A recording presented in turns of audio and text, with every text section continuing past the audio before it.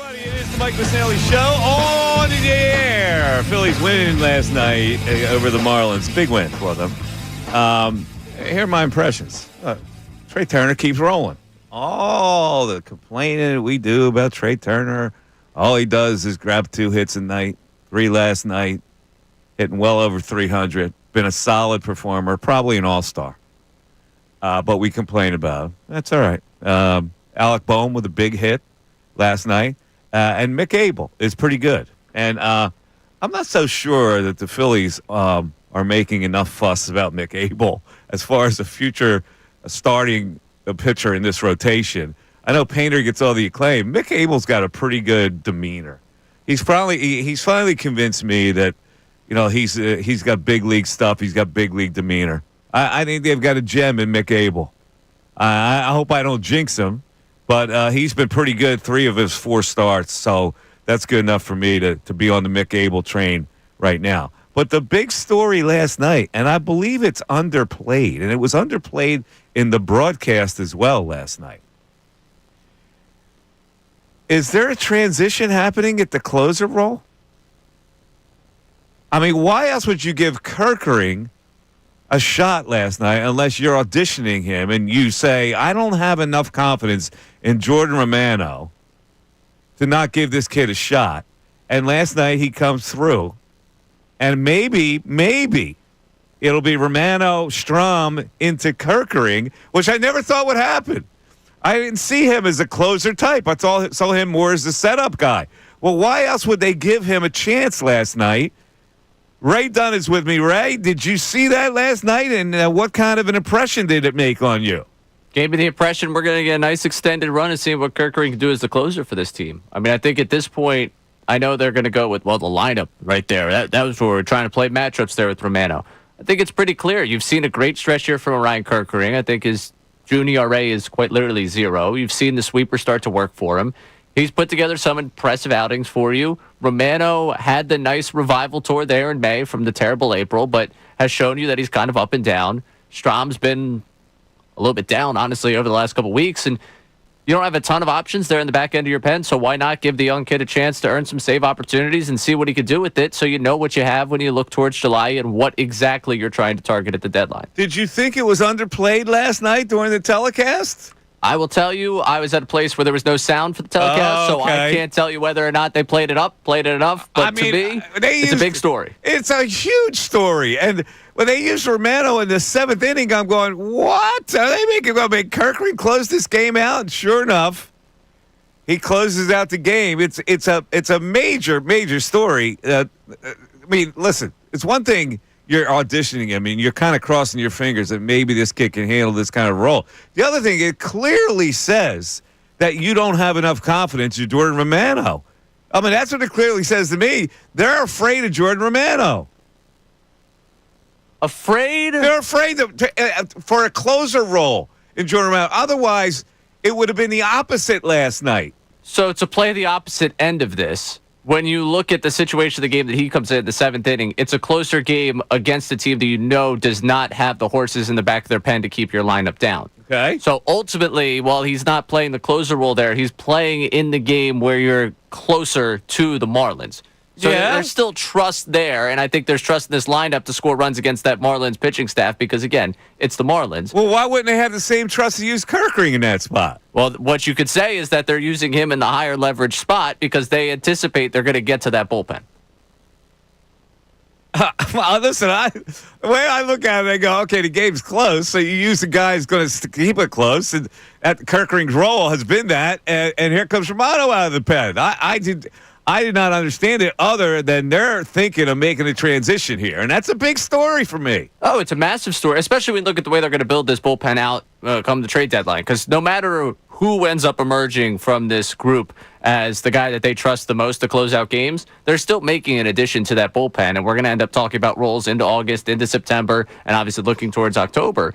But if they trust Ryan Kerkering more now than Jordan Romano, one, shows you maybe the way they invested this offseason in the bullpen was not the greatest, which I think we all agree on at this point.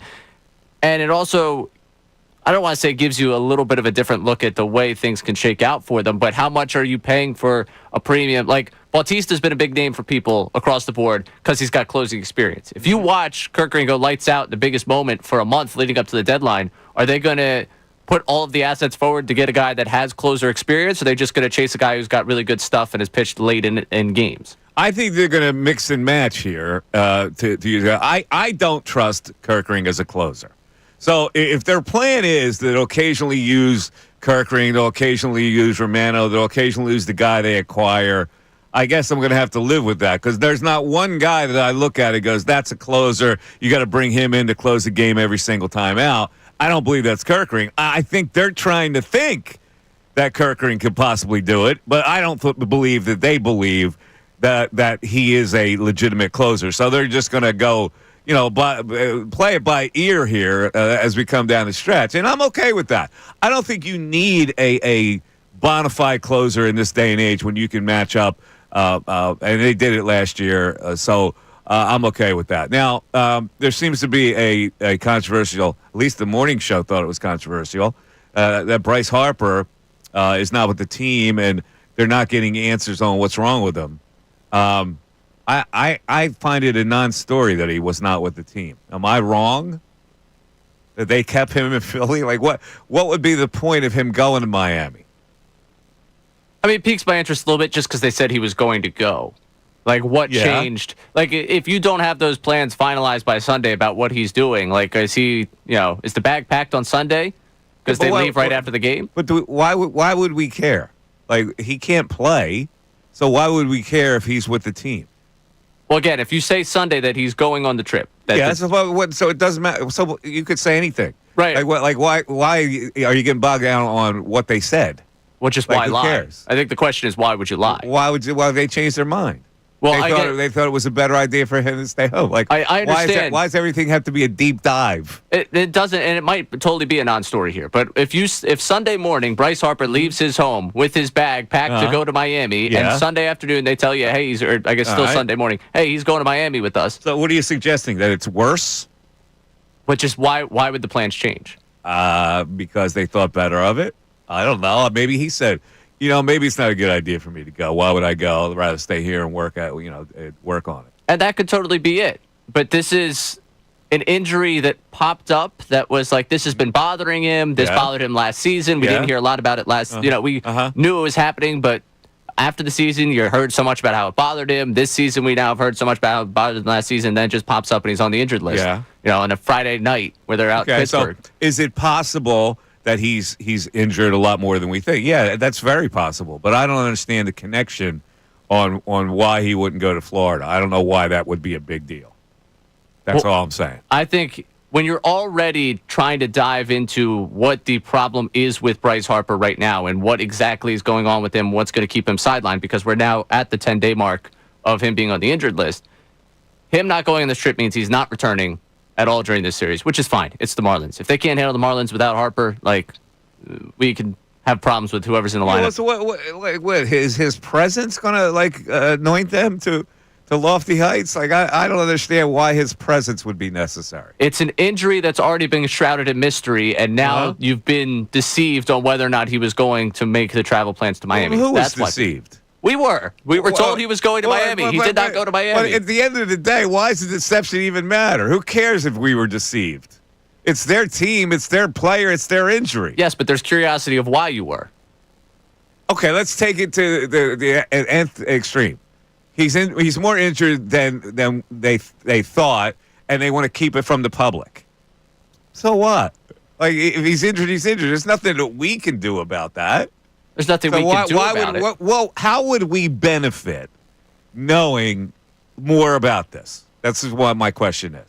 Because sometimes you really benefit from information, and sometimes you just go, well, there's nothing I can do about it anyway. Who cares that he didn't go to Miami? And maybe he is injured more than we think, and they kept him home because of that reason. We're just going to have to deal with it anyway.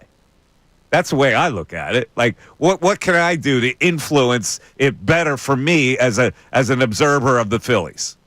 Well, it's not what's better for me. It's what's better for the team. If he's hurt, that's a major concern for the team for the rest of the season. You're saying we were deceived. Like, well, that's why I'm trying to connect the dots. Why is the deception on the fans important?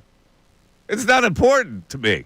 Well, I mean, it's important to me the health of Bryce Harper. That's the question that arises Well, from that's here. the important thing, but you said the deception. Yes, we but were deceived. Why are you being deceived? Okay, let's say he's hurt more. That's a problem. We have to accept it either way, whether he goes to Miami or not, whether they said he was going to go and they pull him back or not. We would have to accept that he's more injured.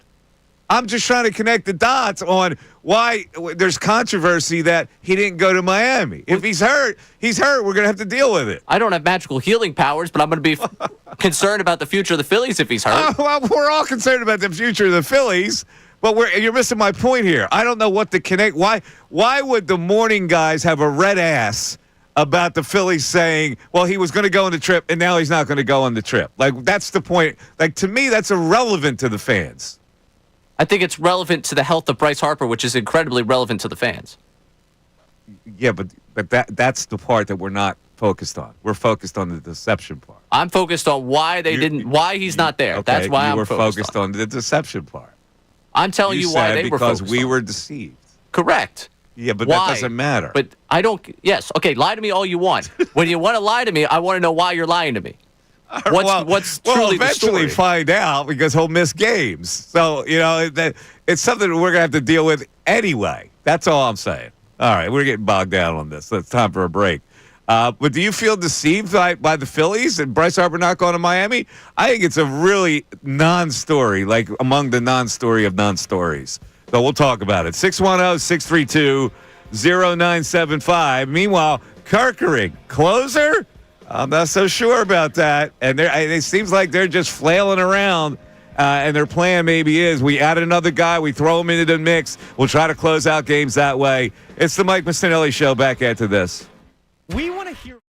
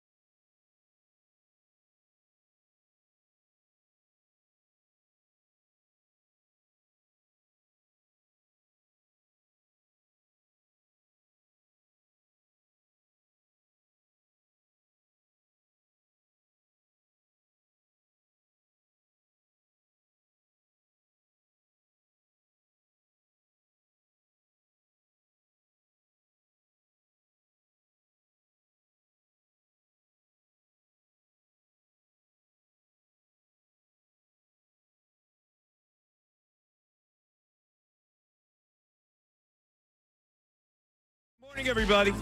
Another great day. It's going to be sunny tomorrow, though. It's going to warm up, so we're good there. Okay, the Phillies are 2 and back of the Mets for that seed. But they're firmly right now in the 4 seed, and they would play the Giants in the first round if the season ended today, which it won't. So there's a lot of room for jockeying back and forth. So let's take the pulse here of your Philadelphia Phillies and their fortunes. First of all, I believe that Dave Dombrowski needs to acquire an Alvarado type of lefty. Now, I'm not talking about a closer type of lefty. I'm talking about a high-velocity lefty. So there he can set his bullpen with that lefty, Strom also as a lefty, Kerkering and Romano as the righties. To me, that could be enough to get through the whole thing if managed deftly. I had been on the side I need to acquire two relief pitchers. I think that's unrealistic. So if you give me a hard-throwing lefty, I can work with that. And sometimes I can close out games. If they have 2 left-handed hitters coming up in the 9th inning, I'll use that high-velocity lefty. I'll use Strom earlier. I'll use Romano and Kerkering accordingly to get right-handers out until we get to the end. In which case, if there are 2 righties coming up and 1 lefty in the 9th, maybe I use Kerkering or Romano. So there's it is. You manage it deftly, you can get by. Now, the same question. Can you get by and get to a championship the way your left field and center field situation is currently with adding no one? Ray, I'll throw it to you. We're taking the pulse here. No, I need another outfielder. All right, you need a right-handed hitting outfielder to platoon with Kepler. Correct. Now, what are you going to do in center field? Are you platooning Marsh and Rojas? If you end up getting the left fielder, I'm okay with letting those 2 just continue to platoon. You are. Okay, yes. So you'll be okay if you got some right-handed pop to play left field, you'd be okay with the weakness of center field. Yes. Make that fine. If you need one position here to be defensive-oriented, go right ahead, take that. Give me the one strong right-handed bat that can actually change this lineup night in and night out. That's feel harder for a pulse. The Phillies will play the Giants in the first round. If the Phillies win that series, they would have the home games. Yeah. Phillies win that series. Yeah. Next, at the Mets. No. They don't win that series. No. Really. Even with their starting pitching, they would not beat the Mets in that NLCS. I mean, the Mets pitching, I know a lot of people this weekend saying with the way things went against the Rays is starting to progress to what it actually is. They've been good in kind of surprising way that their starting pitching has been so far this season. They don't have the names that they've had or that the Phillies have here, but truthfully, they've been really impressive so far this season. And I look up and down that lineup, and they just have had the Phillies number over the last year. Like that to me right now, I was up there in New York for the first game of that 3-game set earlier in April, and they found ways to beat the Phillies. They did it in the postseason last year. They did it at the end of last season. I mean, ever since the kind of fortune flipped at that double play in London last year, it seems like the Mets have kind of had the number on the Phillies. That's why I'm excited for this weekend, because I'm hoping the fortunes change. But at this moment, I think I would only be talking myself through Phillies colored glasses if I think that they would beat them in a playoff series. Okay. All right. So here are the questions on the board right now.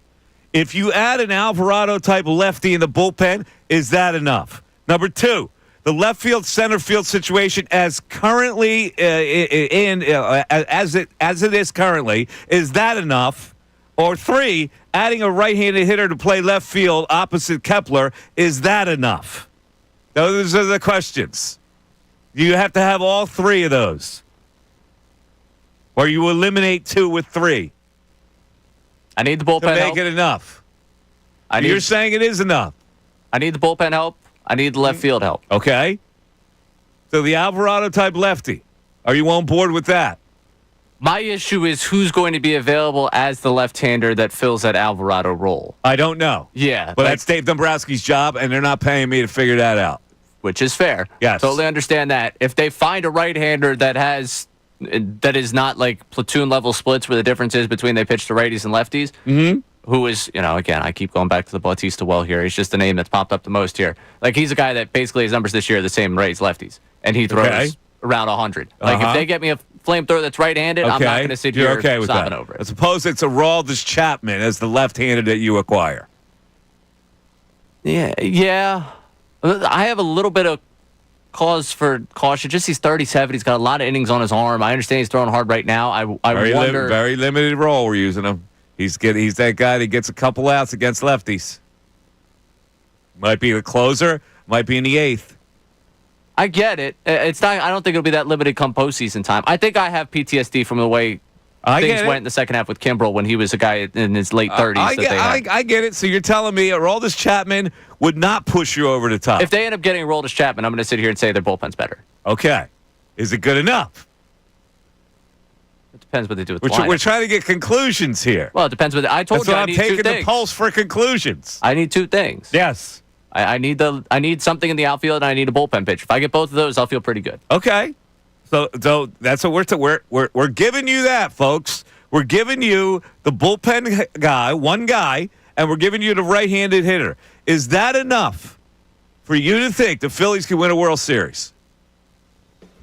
Those are the questions. We'll take your calls and your text feedback at 610-632-0975. Ray right now has the Phillies beating the Giants but not beating the Mets. Would those additions be able to beat the Mets? The Mike Missanelli Show continues. Fanatic Sports Update. I'm straight for the Phillies. I'm Ray Dunn with this Fanatic Sports Update. Mick Abel tossed 5 innings of one-run ball, and both Trey Turner and Max Kepler hit home runs for the Phillies as they knocked off the Marlins 5-2 for their 5th consecutive win. Alec Boehm drove in 2 runs and had his 5th multi-hit game of his last 7 games. Orion Kerkering picked up the first save of his career with a 1-2-3 9th inning, and the Phillies entered tonight now within 2 games of the Mets in the National League East. Jesus Luzardo going about against Cal Quantrill at 6:10 tonight down there in Miami. Elsewhere last night in the sports world, NBA Finals Game 5, you heard it on these airwaves. The Thunder with a big 120-109 win. Big night for Jalen Williams. Shai Gilgeous-Alexander also going 30-plus points once again as the Thunder take a 3-2 series lead over the Pacers and now have a chance to close it out in Game 6. This update is brought to you by Batteries Plus. Remember when you had a guy, someone who could fix anything? They still exist at Batteries Plus. Their expert knowledge on batteries will have you on your way and good to go in no time. Batteries Plus, the experts in charge. I'm Ray Dunn on your home for NBA Finals action, 97.5 The Fanatic and 97.5thefanatic.com.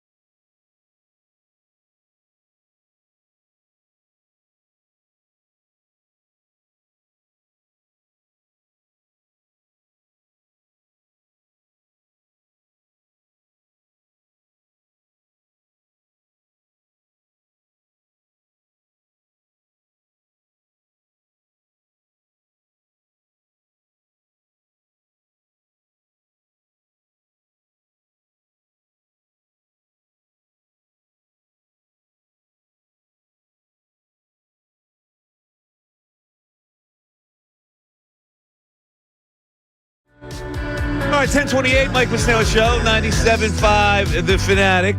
We got some questions on the board here on what would be enough for the Phillies, A, to get past the Mets, B, get to a World Series where they can actually win it.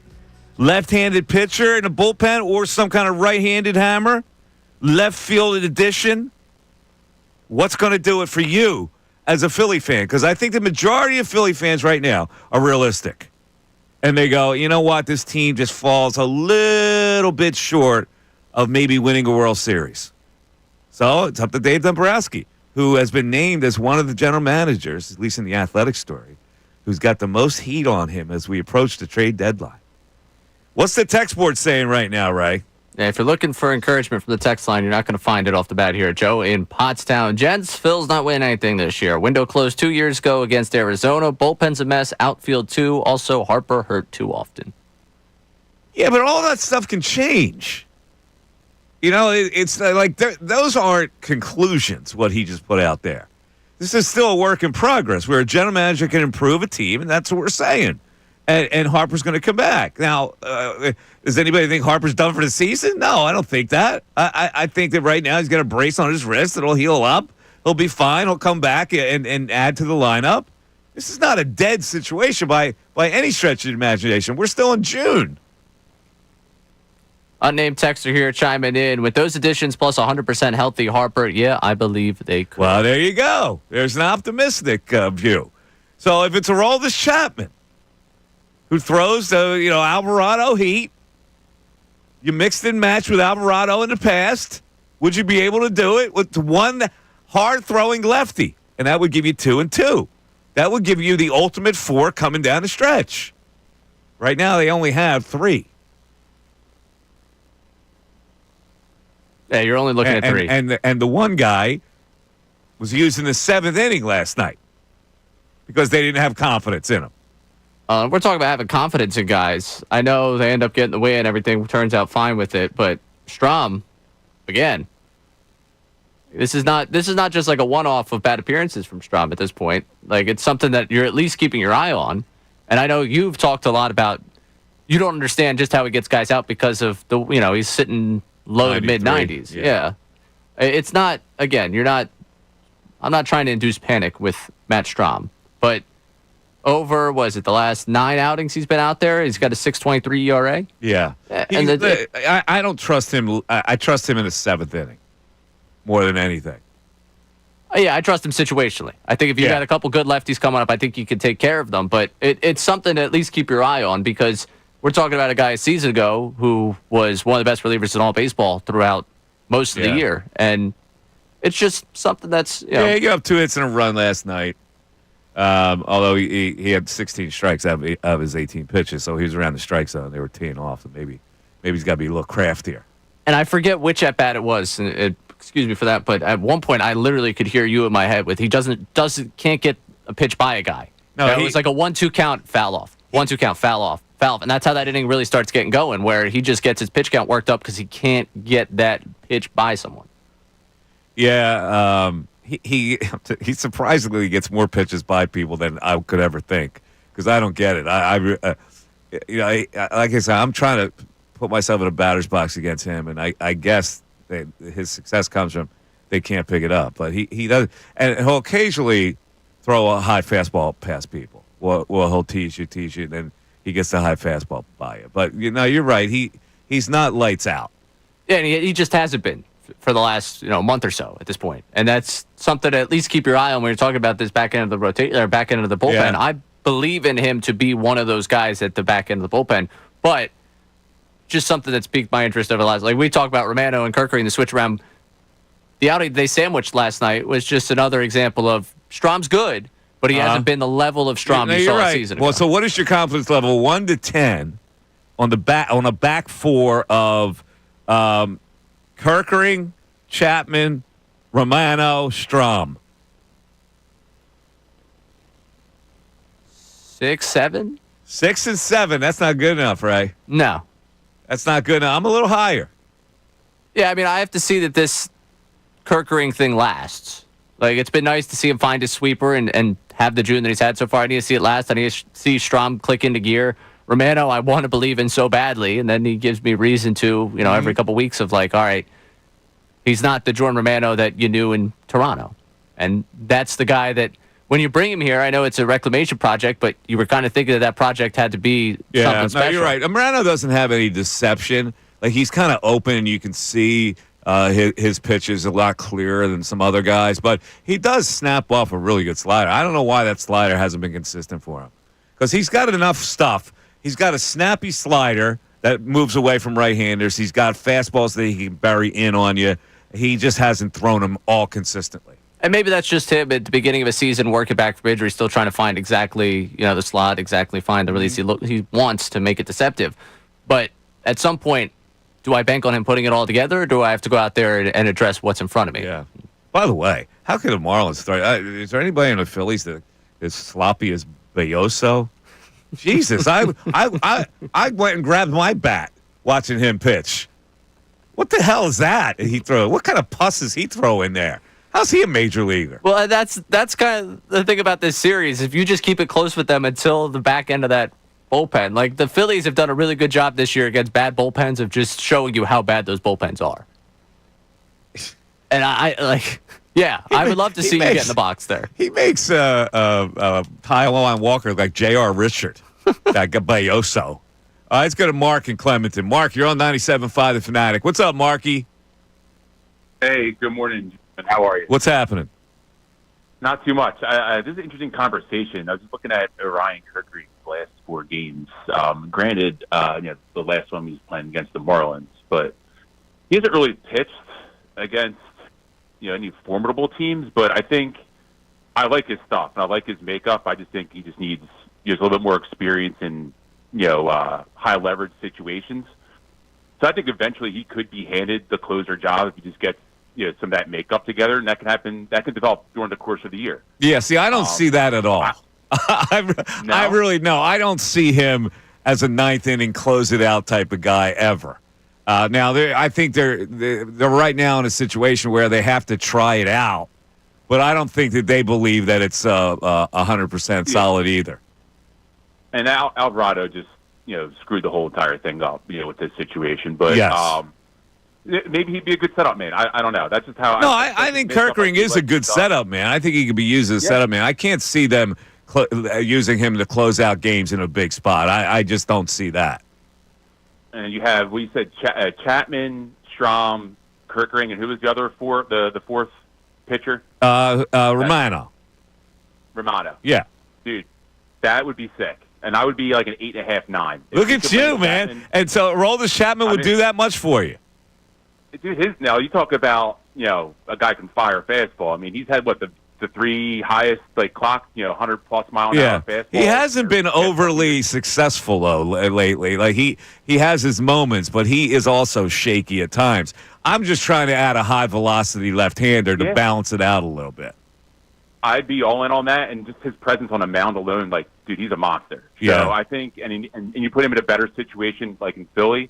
I forget where he's at now, but a situation in Philly might, clear some of that up a little bit. You can always squeeze a few drops, last few drops out of a guy.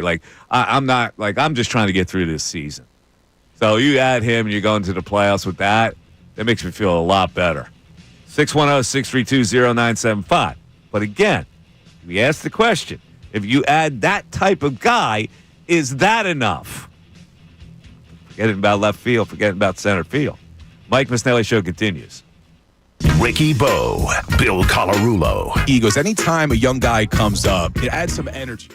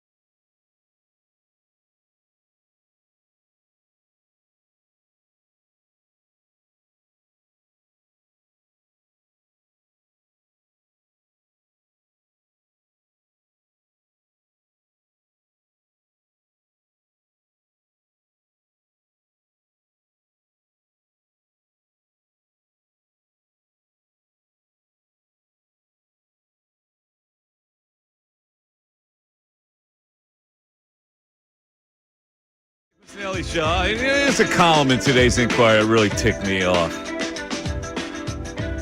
I like Mike Sealski a lot, but come on, man. Wrote a column about how you can't take a guy from Rutgers because they didn't make the tournament. Seriously? Like of all, you look at all the players in the NBA, just look at the players in the finals and tell me the great college success they all had, their teams had. It's one of the most foolish arguments I've ever heard. It's this stupid Ben Simmons argument. When Ben Simmons came into the league, he was a dynamic player, so that didn't even apply. But because Rutgers was 15 and 17 last year, that means you stay away from Dylan Harper and Ace Bailey? It's ridiculous. Jalen Williams had 40 points last night. Where did he go to college? Where was that great success that they had? He went to Santa Clara. I don't even know if they made the tournament when he played there. Chet Holmgren. He didn't have a college career at Gonzaga. Tyrese Halliburton. Where was the great Iowa State? Did they make the Final Four? Come on, man. What is this nonsense? Ray, you probably buy into that, right?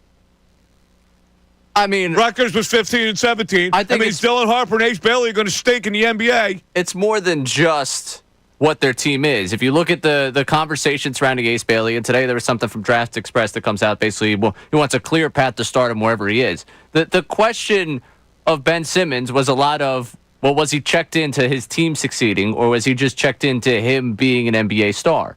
And I think that ended up with time. We saw that he was more about what basketball was going to do for him than what he could do for anyone else on the basketball court. But that doesn't mean that everybody is going to be a Ben Simmons. Like, these guys that come into the league are motivated to succeed in the NBA. It doesn't matter what their college team did. Like, you look at a guy like Dylan Harper. He's 6'6". He's a lead guard. He controls the game. Like, what's not to like about him? Now, Ace Bailey is a little more speculative on whether his abilities will translate. He's got a lot of work to do. But just because their teams weren't good in their freshman year doesn't mean that they're going to stink in the NBA. It's a terrible argument. And just for the other side of this one with Halliburton, I wanted to check in on this one when you're talking about it. He helped Iowa State win the Big 12 championship. Okay. His second year, the year that he goes into the draft, was 2020. So you don't end up getting to see the end of that picture, the end of that story with that Iowa State team. Like, it is kind of crazy.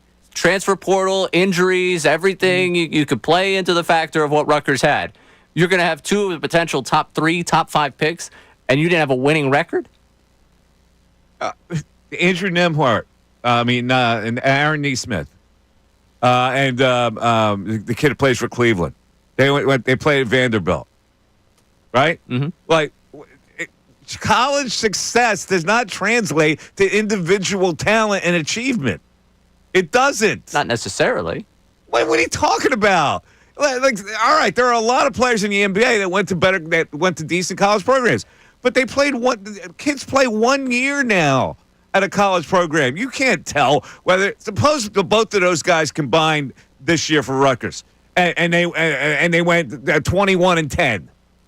Would that have satisfied you? I think it'd be certainly a bigger story. Like, I think you'd be talking about those guys are locked to go 2 and 3. Okay, well, that would have been their second year playing together. They played together 1 year. Oh, you're saying if they came back this year? They came back to play at Rutgers. Would they be better?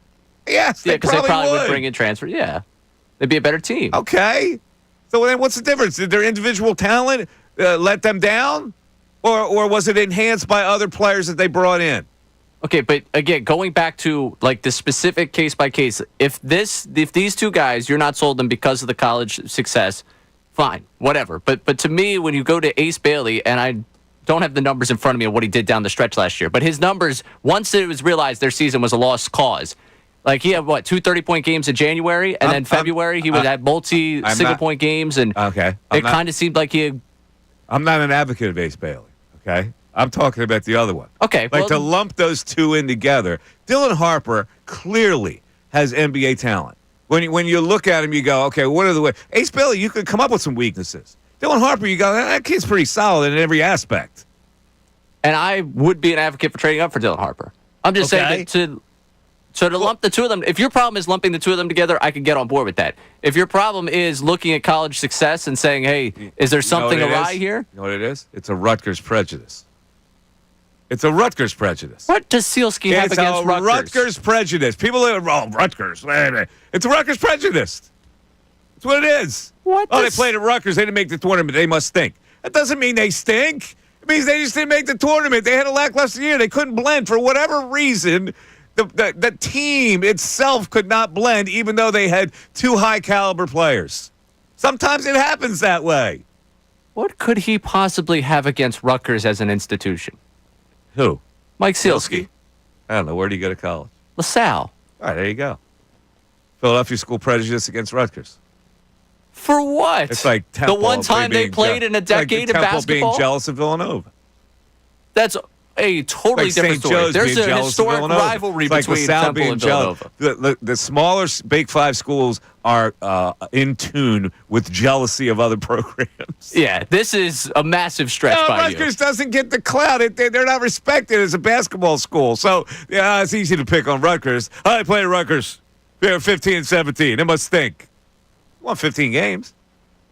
15 games. And in the you Big- said last week that you they pretend played the Penn Big State Ten. doesn't have a basketball program. I said that tongue in cheek because I want them to have a basketball program, and I want them to get ticked off. And if they you don't were- have a basketball program. If you saw Penn State bring in two guys who were going to be top 3 picks of the NBA, and that team had a losing record, would you not question I'm telling what happened you up flat there? out, it would not dissuade me from evaluating someone's talent. It wouldn't have any effect on me. The NBA is a different animal. If you are an individually talented player, you can thrive in the NBA even though your college team was mediocre.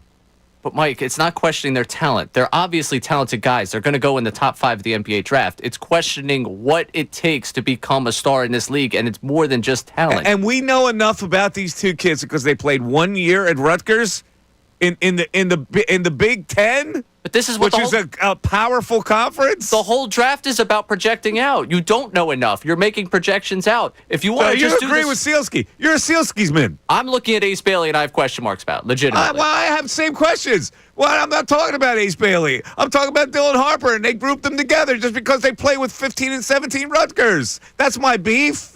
But if you don't ask these questions, if you just pass these aside, if you want to go by talent alone, there's plenty of talented guys who went at the top of the draft I that never look at became anything. individual talent, and I go, it means nothing to me that the team was 15 and 17. I'm telling you, honest to God, it means nothing to me. If you're a talented player, you can thrive in the NBA. And it doesn't matter what your college team did. I'm not telling you that. Look at that Steph Curry. He carried Davidson to somewhere he hadn't been before. What do you mean, look at Steph Curry? All right, he played for a smaller school and nobody cared about. And he created a mass run for them that they had never had before. That's like the exact 1 opposite year of he these did. guys. 1 year he played. He played until he threw. He was senior year. He didn't carry had them to. for 4 years to these great heights.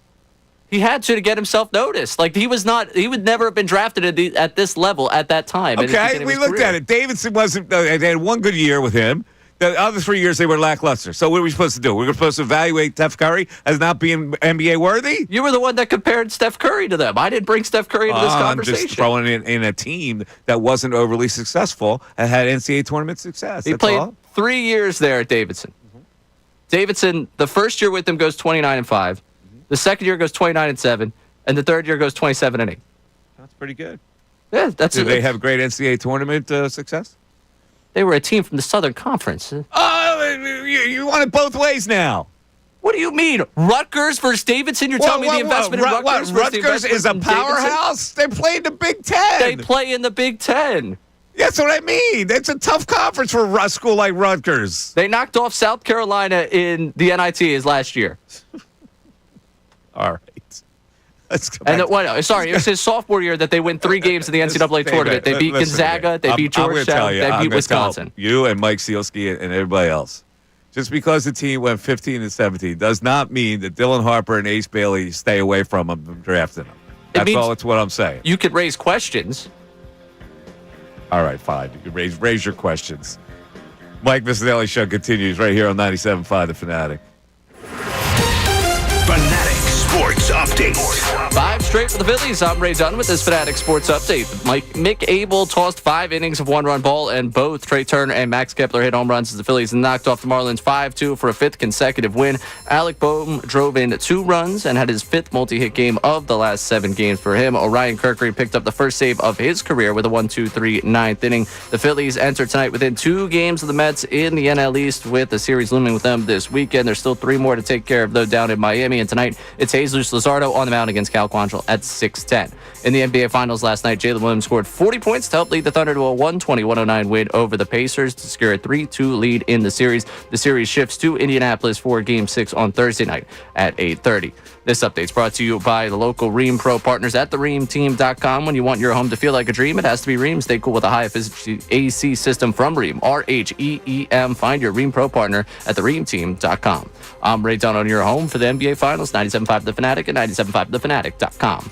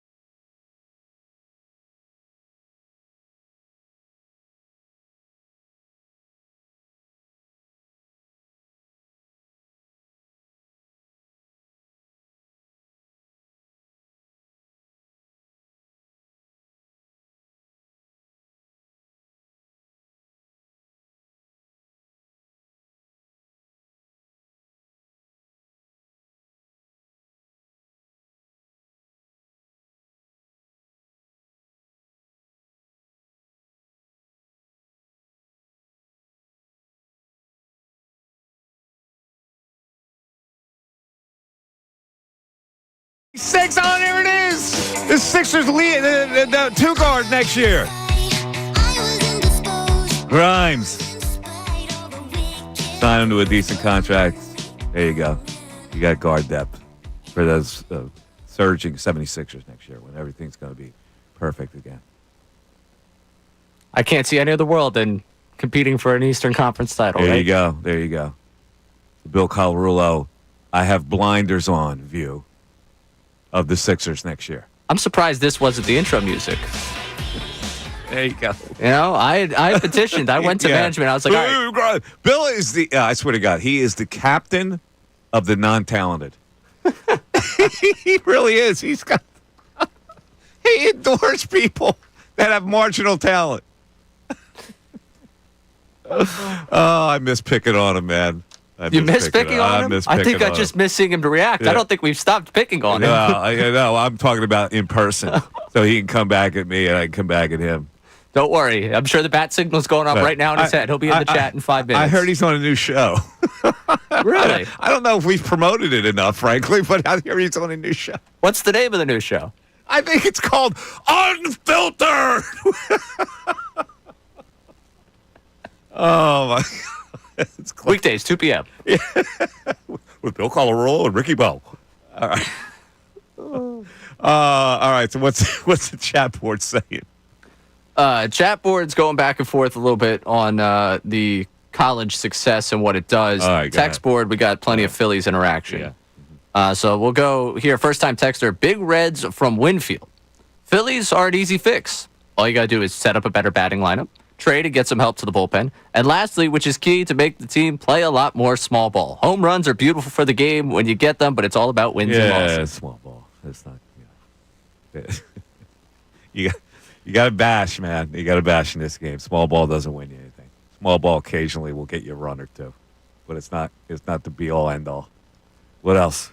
We've got Tom from Palmyra. Is this the final year of our championship window with this team? I think so. I don't want to mortgage the future for a deep playoff run with no title. This team doesn't and never had the resilience to find ways to win in the playoffs. They're soft and streaky and fall apart under playoff pressure. See, this mortgage the future is a really broad brush. I don't understand what mortgaging the future. When you draft players, as many players as you draft each year, how are you mortgaging your future? Are you not going to discover any new players? Like that. This is what I don't get about mortgaging the future. Who are we mortgaging? Are we mortgaging Mick Abel?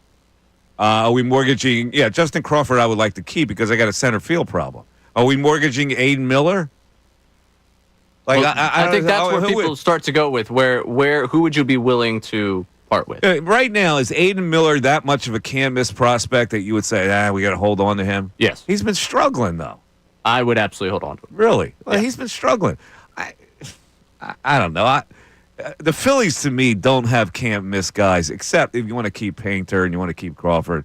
I get that. But, what is mortgaging the future?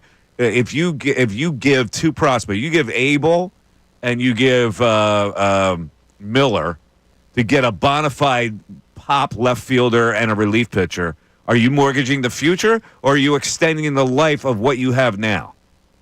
Yeah, I mean, it depends on like you say, left fielder. Like, I'm not trading Miller unless I'm getting an everyday bona fide. Like, I'm not getting a platoon guy for Aiden Miller. But what is Aiden Miller? Like, you got Trey Turner under contract for a lot of years. And you're going to move him to the outfield. You're going to make Aiden Miller your shortstop, or you're going to make your third baseman where you have Alec Bohm. Like, you got to look at who you're going to move out of here to make room for these guys.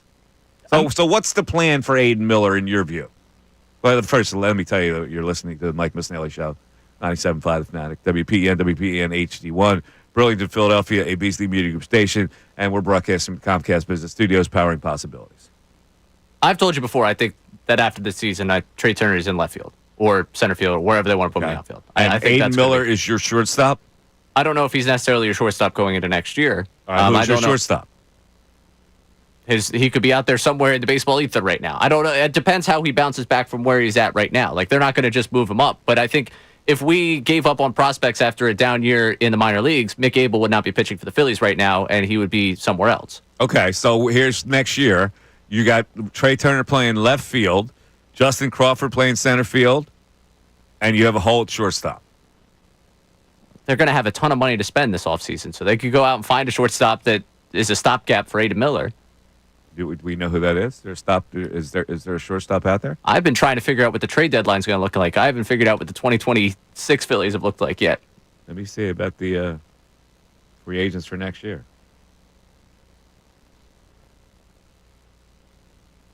2026.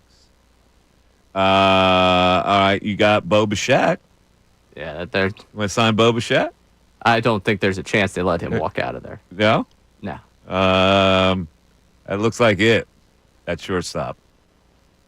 Yeah, I mean, it's from the class that you have coming out. Maybe it's not a free agent. Maybe it is Aiden Miller coming up being your shortstop. Or maybe you're leaving Trey Turner there for another season, and then you're pushing him to the outfield later on. And that's still the so outfield Trey problem. Turner comes back next year as a shortstop, much to the chagrin of all these people. And that'll be a fun offseason conversation when it happens. But I'm not moving Aiden Miller just because I think there's not position flexibility within this team. At some point, you're going to have to decide whether or not you're paying Alec Boehm, and that could open up third base for him. Mm-hmm. At some point, you're going to decide, hey, maybe Trey Turner's not a shortstop at this level anymore, and you might move him to the outfield. Like, they're going to be able to find a spot for him if he hits his way onto this team. And I'm not going to give up on him. I think right now, him hit, 235 at Reading is not enough for me to say, yeah, it's all over for the guy. And this is the, move off of him now while he's still regarded as a top prospect. Because if you had moved off of Abel last year, you would have sold incredibly low. And right now, if he was pitching like this for the team they traded him to, half the fan base would be like, Dabrowski needs to go because he gave up on, So I can't really say that I'm going to sell on your second best prospect just because he's had a tough start to his time in Reading. Okay. All right. So we're talking about the Phillies. Interestingly enough, today in the New York Times, Ray, they were listening. They must have been listening to our show yesterday when I was peeved about ticket prices for people and being priced out of attending games for your own home teams. And they did a long exploration story on that. So I am advocating socialism here. I know that scares people, but when I am elected president of the United States, and if Stephen A. Smith can run, so can I.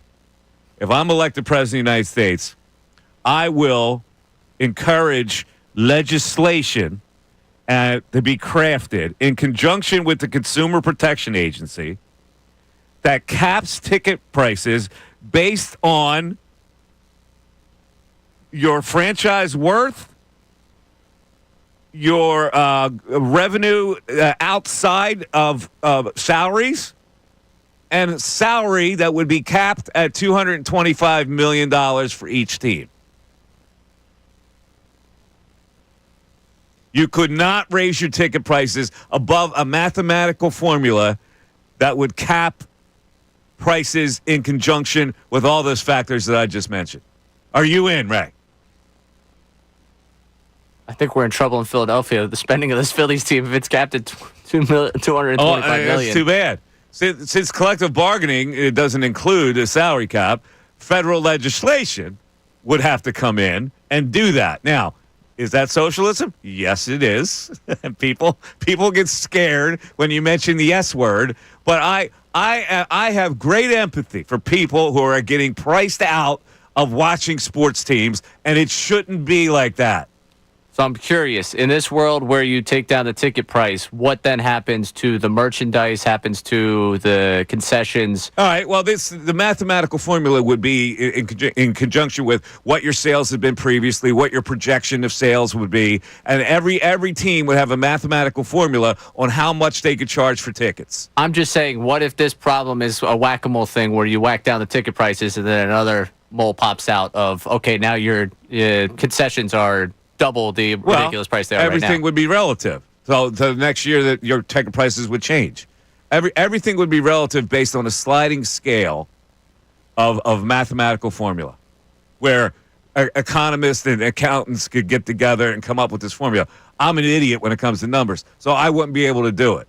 I am just providing the framework to give people a break in this country with sporting events. It's out of control. And I have great empathy for the people that are pouring money out of their pockets that they don't have just because they want to get taken away a little bit from the rigors of their life and get a little bit of refreshment, mental refreshment, by watching sports.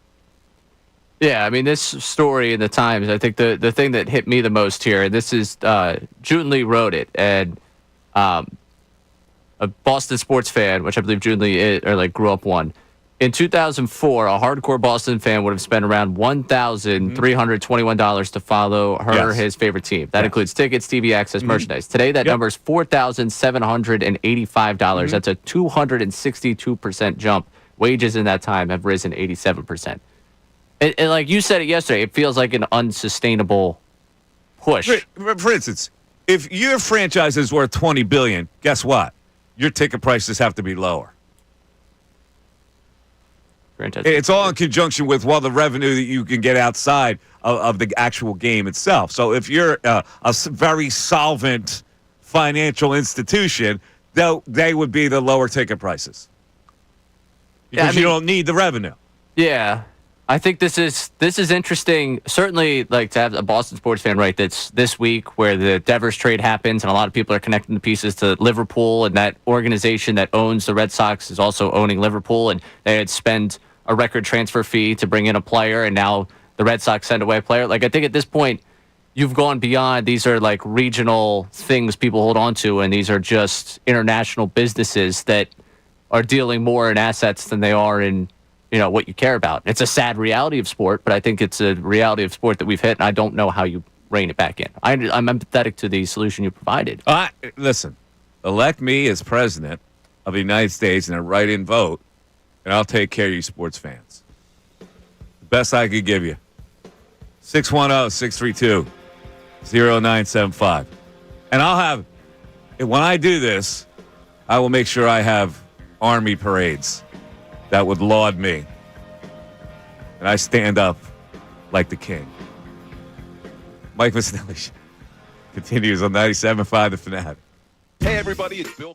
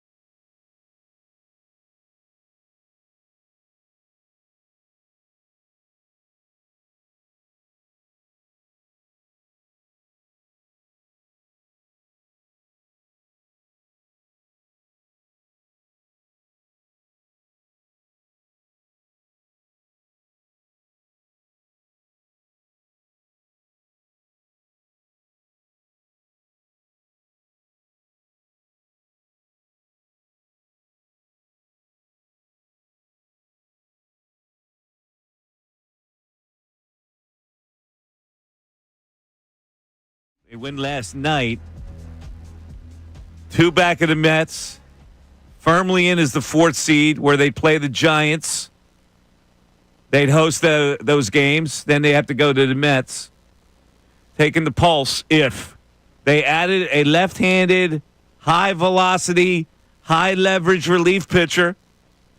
Is that enough? Or do they also have to add a right-handed bat to play left field and live with their center field situation? Would that be enough? Those are the questions we've thrown out there. And also, I'm looking for support on my presidential run where I would lower ticket prices for American consumers. Am I getting any presidential support? We have not yet found No? the packs that would donate here. We do have some people that are upset about prices here. Okay. JC in Delaware, the cost of streaming services, cost of tickets increased rapidly, several $1,000s per year to be a baseball fan. A bad look is how all the players, families brag on social media during the game, making us fans upset when baseball or sports in general are supposed to make us forget about the troubles of our life. What happened to getting lost in the game? It was beautiful then. Big fan. Great show. Trying to help out here. Trying to cap ticket prices based on your franchise's worth and your revenue that you generate. All of that would go into a formula. It's like the Phillies. They generate a lot of revenue. In fact, I've read a story today about John Middleton's art collection. Yes. How about that? I didn't need it. Like, I needed more that John Middleton is in a higher echelon of life than I am. I needed more verification of that, right? So I got it today. Yes. He's got this $1 billion art collection. I didn't realize he was rich. This is what made me realize he was rich. I got a Velvet Elvis. You know, we can throw that on his collection. You know what's framed in my house? I've got a kitchen poster that I framed. What's framed in my apartment? The SEPTA map and the tweet from Magic Johnson after the Eagles beat the Commanders. That's what I have framed in my house. How much do you think that'll get me? I don't think it gets you much. But he's got a great art collection. Why didn't my father have a cigar company that he could have passed on to me and I could have sold for billions? It's a question. Why did I not get that break? I could buy the Phillies, you know. I could sign Bryce Harper. But see, I'm coming after you, John. When I'm president of the United States, I'm coming after you. You people with the big money, where your franchises are worth $20 billion. Since your franchise is worth $20 billion, you got to cap those first level tickets at $100. That's it. I asked my dad the question why he couldn't pass down the Phillies to me. Then he responds with, "Well, where's your $1 million idea for me?" Yeah, well, it was cigars too. Yeah, it wasn't even Cuban cigars. It was just a cigar, joint. How is that worth so much money? And yet, here we are. All right, what else do we have on the text board here? We got a lot of people that chimed in early on about the Harper conversation. All right, let's see what we have on Bryce. John V., I don't care if Bryce traveled to Miami or not. Just get healthy and come back ASAP. If he's more hurt than we know, obviously we all want to know what's happening, how long until he's back. I think the morning show just wanted to be informed. It's not about the not traveling. They're fixated on the wrong thing. Why? But this is I don't understand. Like, there's some things you need to be informed about when it affects your pocketbook or whatever. Like, why do we need to be informed right now on Bryce Harper just because he didn't go to Miami? If he is hurt, we're going to have to live with it either way. So what good does it do us knowing that, he's got a broken bone in a blah, blah, blah, and he's going to be out? If that's the case, we're going to have to live with it. As far as we know, that's not the case, that they're just being cautious and giving it time to heal. Well, Kevin from Jersey chimes in. We were told he was going to Miami, so it means maybe he's closer to coming back. I think it's because Topper, who has been a straight shooter to us and the media, says he was coming, and then all of a sudden he wasn't. Just shows a lack of communication within the organization. That's deceiving. What lack of communication? What do you mean lack of communication? Okay, they decided at the last second it's better if he stays home to get treatment on it. Why is that such a big story? I don't understand why. Sometimes we create stuff to be annoyed about when there's nothing annoyance about it. Is it no annoyance about it? I just don't get it. You know, I can get annoyed like more than anybody on earth. I don't know more than anybody. Well, I'm close. Yeah. But I am not annoyed in the slightest about this Bryce Harper thing. Again, I don't know what it means. I don't think it's an annoying thing. I think it's just a why. How do we get from point A to point B here? Well, the only connection to that would be they're holding something back, and he's more injured than we think. That's the only byproduct that comes from this that we could be concerned about. And it's not annoying. That's concerning. Okay, that is concerning, but we'll eventually know that, won't we? Like, why do we have to know it yesterday? I think it's just because this has been such a thing that his trip to the injured list was, wrist is bothering him. It's been bothering him. It was something that bothered him last year. I want to know. I need the short-term payoff for me to know what's going on with my superstar. And that would help. See, this is the thing. Would it help us to digest the news that he's going to be out for several more weeks if we knew it yesterday? Or like 3 days from now when we know it? Like, this is what I don't get. Like, why are we annoyed that it wasn't, that we didn't know yesterday? Because I think in my mind, then I start preparing, okay, what does the rest of this season look like? Instead of just sitting here like, what's going on with that Harper guy? But we have to process everything fluidly. Like, we don't know what's going to happen next week to a baseball player. You don't know what's going to happen. So to you him. just go day by day with a baseball season. But that's looking at the future here. This is the present. Something happened, and I don't have the answer for it. And that really bothers you. Yeah, if you tell really me, bothers you don't have the answer. See, it doesn't bother me that I don't have the answer because we're talking about something that's out of our control. if you tell me that you're going to meet me at the Reading Terminal Market, and I show up at the Reading Terminal Market, and you're down at the Italian Market, I'm going to want to know why. That's different. I've inconvenienced you. There's got to be a reason for it. That's why you probe the reason. What could it be? This is just like we have to live with whatever happens. Yes, but if you say you're going to show up somewhere and you show up somewhere else, I want to know why. Is it because you don't like me, or is it because we had a miscommunication? In that situation, you can abandon our friendship completely. But in this I don't want to situation, abandon the season, Mike. we are helpless with this situation. You can help it by abandoning your friend and saying you're an ass. I would not never showing say up that at the about Reading you, Terminal. I would never. Oh, where were we supposed to be at the Reading Terminal? And where? 610. Where? At the Knicks? Oh, yeah. I'm in for that. Big Molly Malloy's guy as well. 610-632-0975. Mike Missanelli Show continues.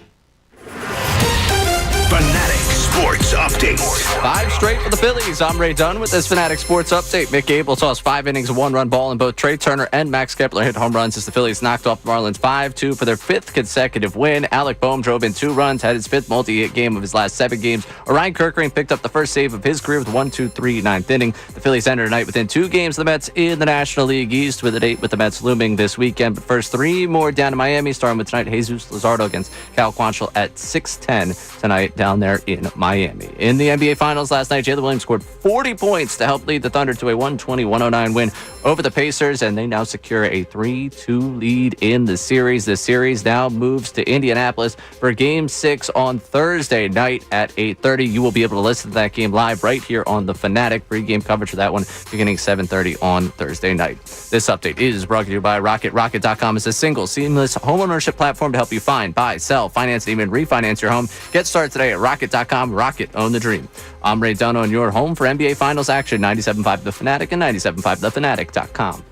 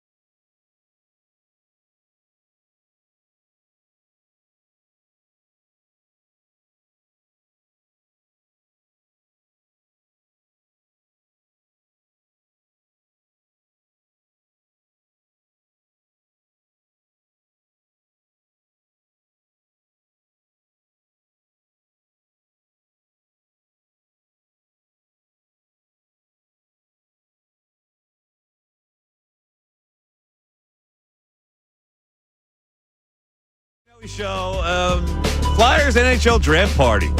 You can join us, 97.5 The Fanatic, for a live broadcast with the Flyers crew and alumni to celebrate the first night of the NHL Draft. That's Friday, June 27th from 6 p.m. to 10 p.m. at the Hard Rock Hotel and Casino Atlantic City. Yeah, make a trip to Atlantic City. Have a little vacation here for a really cool event. Tickets $6 per person.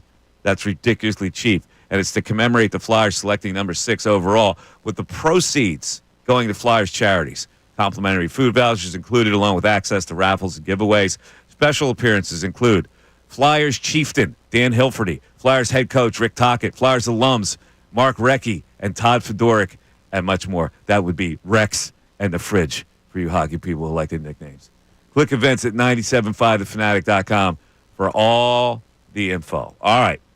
So the Phillies win last night over the Marlins. Now, I thought that was a game. You looked at the line, that maybe they lose the one of the 4. Now I expect them to sweep against this team. This is a lousy team they're playing. All right, and it's surprising that they've won 28 games, frankly. And it's surprising they've won 14 at home. But in any event, in the first inning, the Phillies kicked this off with their leadoff hitter, and here's how it sounded. Trey is 6th in the league in hitting. He's tops in the National League in hits. And he lines that one to deep center field. Myers going back out to the wall. It is gone! A leadoff home run for Trey Turner. Apparently he liked that one better than the first one. Yes, sir. Wow. Took a fastball for strike 1, hit the sinker out of there. So the Marlins are hanging in there. Connor Norby had tied the score with a single to center field. But then we go to the 4th inning. A man who's swinging the bat a little bit better. It still has averages at 220, but here's Max Kepler coming up in the 4th. It brings Max Kepler up, who grounded out his first time up. And a high fly ball to deep right field. Going back is Sanchez into the second deck. A moonshot for Max Kepler. Second tank. What'd you think of that, Raymond? Love it. Continue to bring that power. No, he's got a really powerful stance at the plate. He looks like he could be a masher, and he doesn't mash. Like his stance, the way he sets up, it looks powerful, doesn't it? It does. I'm trying to find what did Marsh say about it? He's a beast. So he's a unit. Unit, yeah. He says a unit. His swing does suggest that. It suggests that the guy that 6 years ago hit 30 home runs is somewhere in there. You just got to kind of find it. He's got a powerful setup, but it doesn't always pay dividends. No. So it paid one last night as the Phillies took the lead, and now it's 3-2 in the top of the 9th inning, and Alec Boehm in a big spot with a couple of men on, and here's how it sounded. To left field. Swing and a hot shot toward the hole. Into left field, a base hit. Marchand will score. Here comes Marsh. The throw to the plate is not in time. 2-run single for Alec Boehm. A pull shot to left field. Ray, it didn't go to right center. Is this the Boehm that was promised? I don't know. Who knows? But in any event, we're kicking around the notion that the Flyers, that Philadelphia Phillies. I just had that Flyers read in front of me. Hockey on your mind, Mike. Hockey's on your mind. The 6th pick in the draft. It's coming up on June 27th. Be there. Coming up at the 12 o'clock hour, Mike's got his top 12 prospects. Mike is missing the 12 prospects. Can you give me one? The guy that's committed to Penn State for next year. Start the tank. Start the tank. That's the following draft. I know. For the following draft. Yeah, I don't have. His name's McKenna. I know that. I don't know anybody in this year's draft. I'm telling you, Penn State's investing heavily in this hockey thing to get you into hockey. It's the only way. I've been with that Nittany Lion program for. They're good. Nittany Lions. Come on, man. I follow college hockey every now and then. Pro hockey. That makes so many Flyers fans out there listening right now living at you. You know that. I feel bad for the Edmonton Oilers. You know, a team in Sunrise, Florida, is going to win the Cup for the 2nd straight year. It doesn't seem right, does it? It doesn't seem right. Sunrise, Florida. They have a better hockey program than we have here in the Northeast Corridor. And Canada for how many years? How long has it been since Canada's won a Stanley Cup? Yeah. And poor people in Edmonton. What else do you do in Edmonton? I don't know. What do you got left? Once the Oilers get eliminated, what do you got? Here, I don't want to disparage. I'm sure there's fine people, but is that a fun city, Edmonton? All right, here we go. 15 best things to do on TripAdvisor in Edmonton. All right, top attractions. What's the top? The West Edmonton Mall. What? Wait a minute. That's the top attraction. That is the top attraction. That is the top attraction, the West Edmonton Mall. Number one on you TripAdvisor. See what I mean? Those poor people deserve something here. They deserve the parade through the streets past the mall. All right, we got some parks for you. Elk Island National Park. Oh, that sounds like fun. Fort Edmonton Park. National parks are always fun. There's a statue over there, Maud. All right, we've got the World Water Park. The water park? This tropical paradise in Edmonton boasts the world's largest indoor wave pool. Well, there and more you go. than 17. More than 17. Catch a wave, buddy. Let's do it. What else we got? We got the High Level Bridge streetcar. Streetcar? Name Desire? Oh, that's the name of the streetcar. The High Level, that's all I got. Open May, long weekend to October each year. See what I mean? Come on, God. Give them a break, God.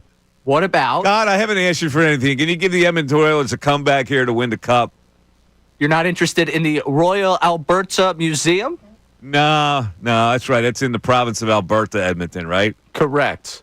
I don't know. Yeah, I don't even know where Alberta is. Is that Western Canada? That's Western Canada. All right. Galaxyland. Oh, here you go. Galaxyland. The largest indoor amusement park in the world. Indoor amusement park, because it's probably cold there. It's They have to have located it indoors. inside the West Edmonton Mall. No way.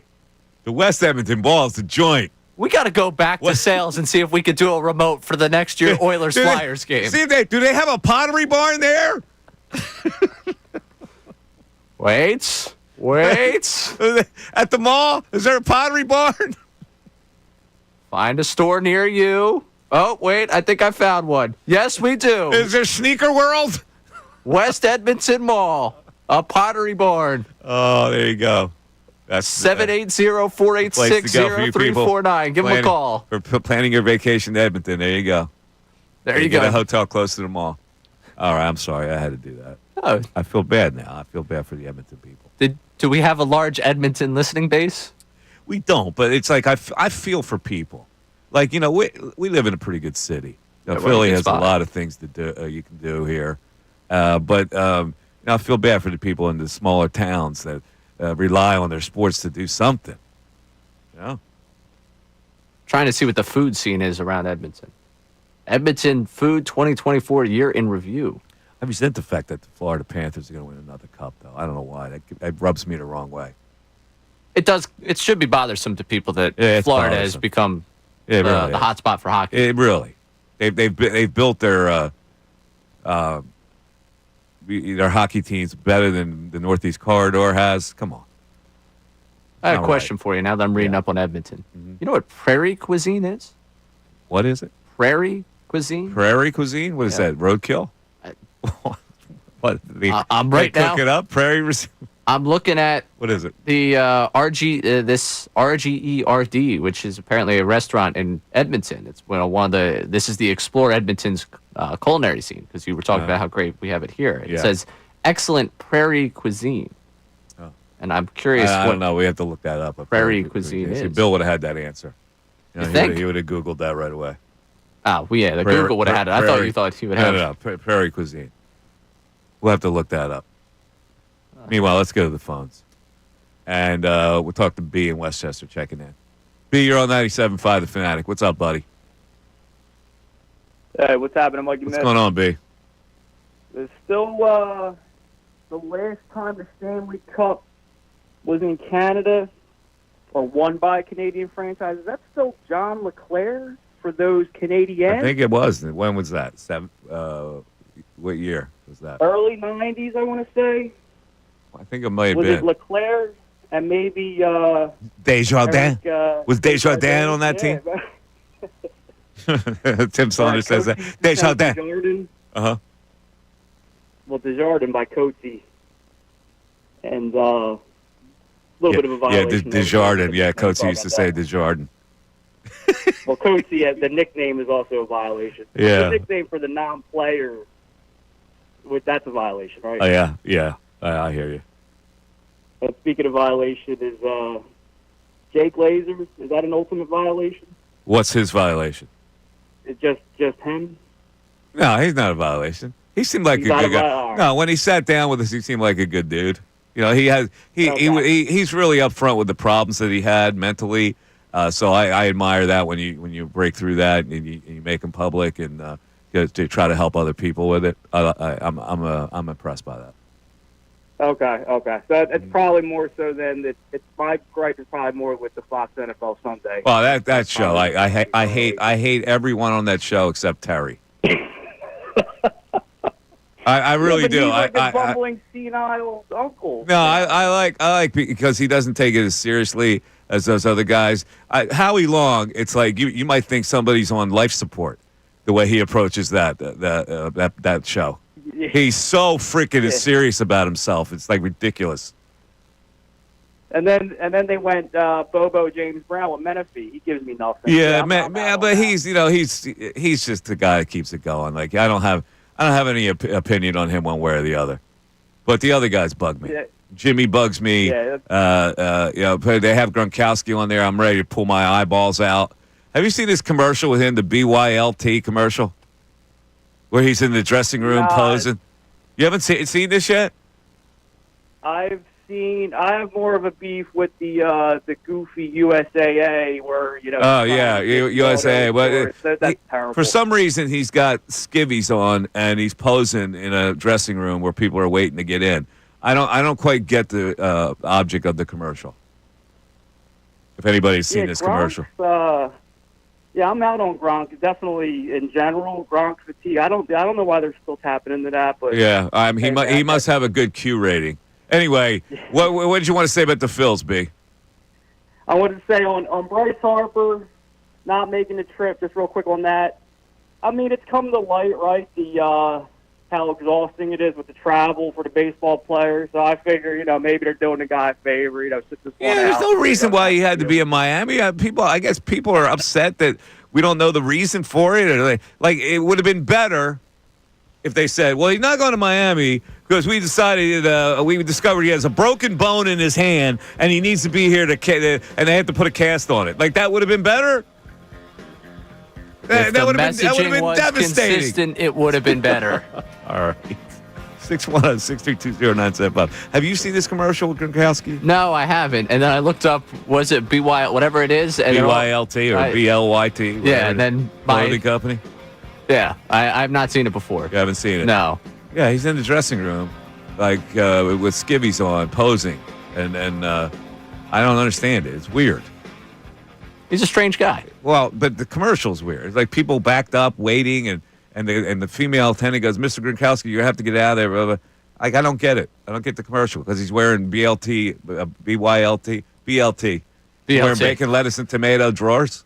Mike Missanelli Show continues after this. Ricky Bo, Bill Colarulo. Eagles anytime.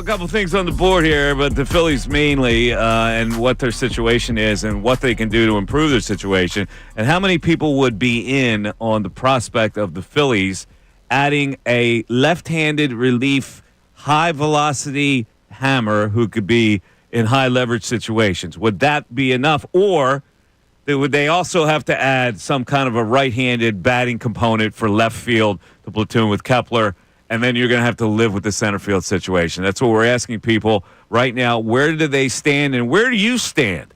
That if they add the left-hander coming out of the pen, which I believe would behoove them to get, or they can get another efficient right-hander, but then you would be right-handed heavy. I need another left-hander. I need an Alvarado type to balance it out a little more, and that would suit me fine. And yes, I don't think I would stop there, but that would give me actually more belief that the Phillies could pull something off here if they added one more pen piece. The text board has been going crazy all day, also because I'm advocating for price fixing, which is un-American. But price fixing when it comes to ticket prices for everybody who goes to games. Whether you're rich or poor, you'll be in the same area where you could actually afford tickets, because as President of the United States, I would mandate it.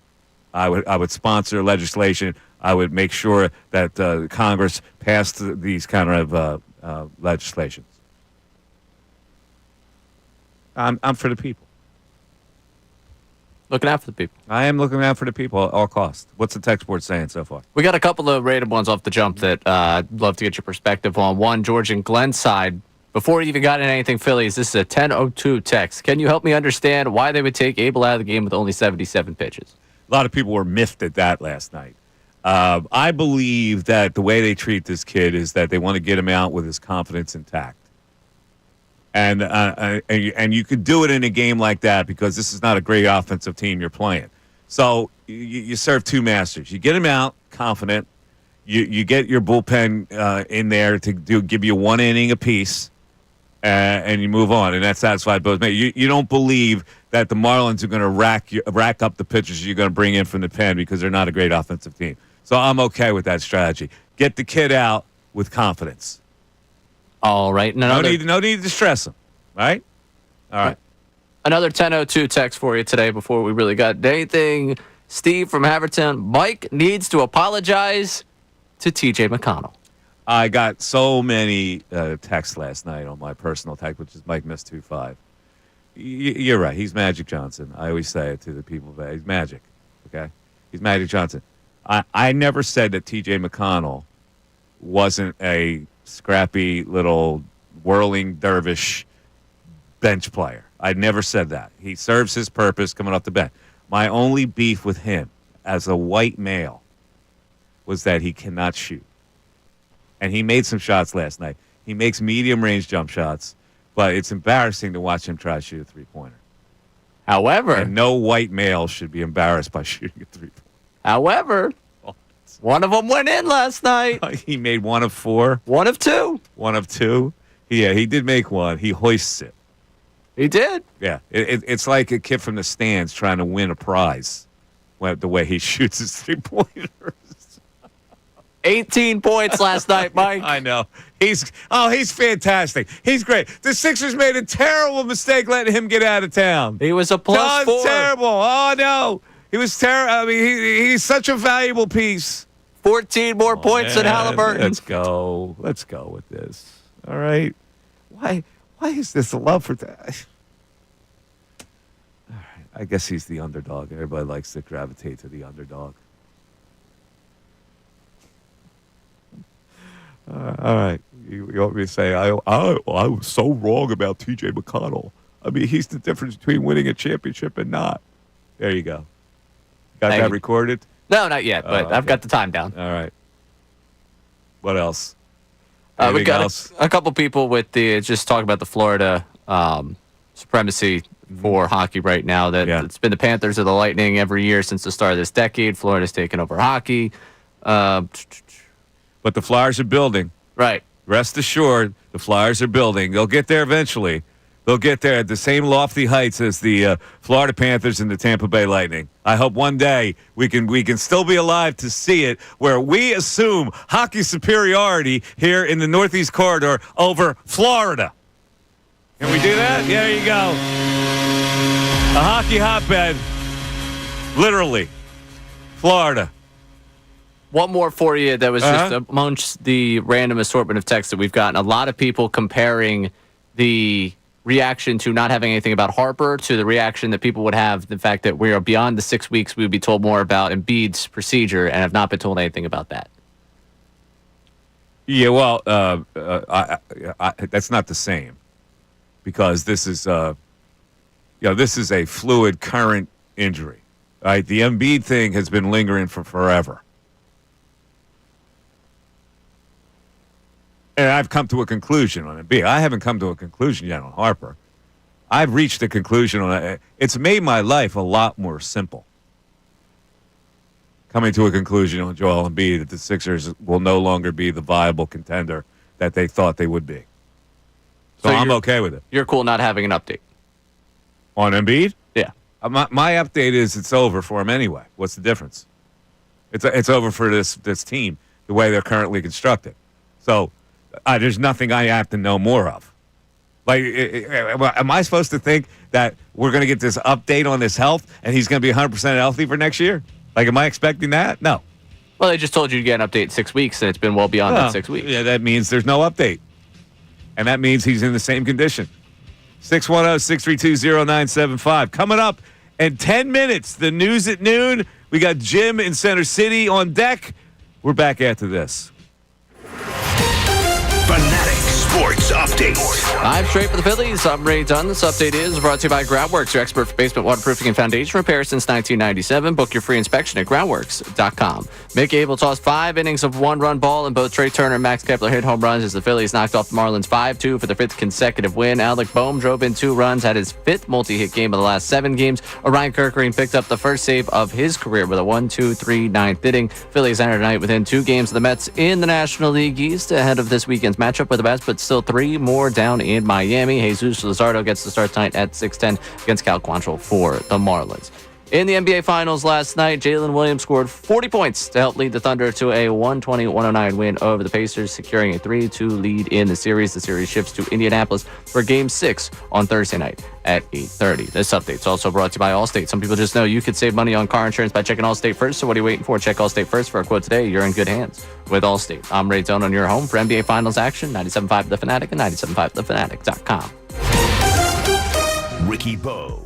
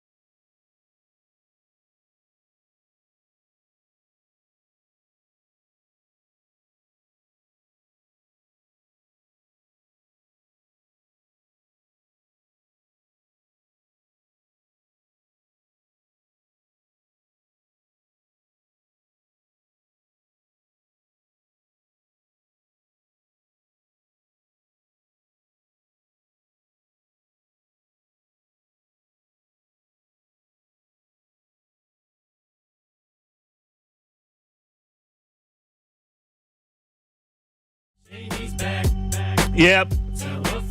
Your biggest concerns about the Eagles? It's interesting. I saw a prediction, an under prediction, a national story.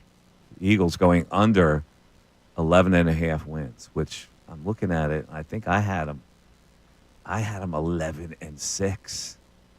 So I actually agree with it. There's going to be kind of a, I don't know, come to Jesus moment for the Eagles this year. It's not going to deter them from winning the division, but I think the win total is going to be a little less this year for reasons that we will detail in the 12 o'clock hour.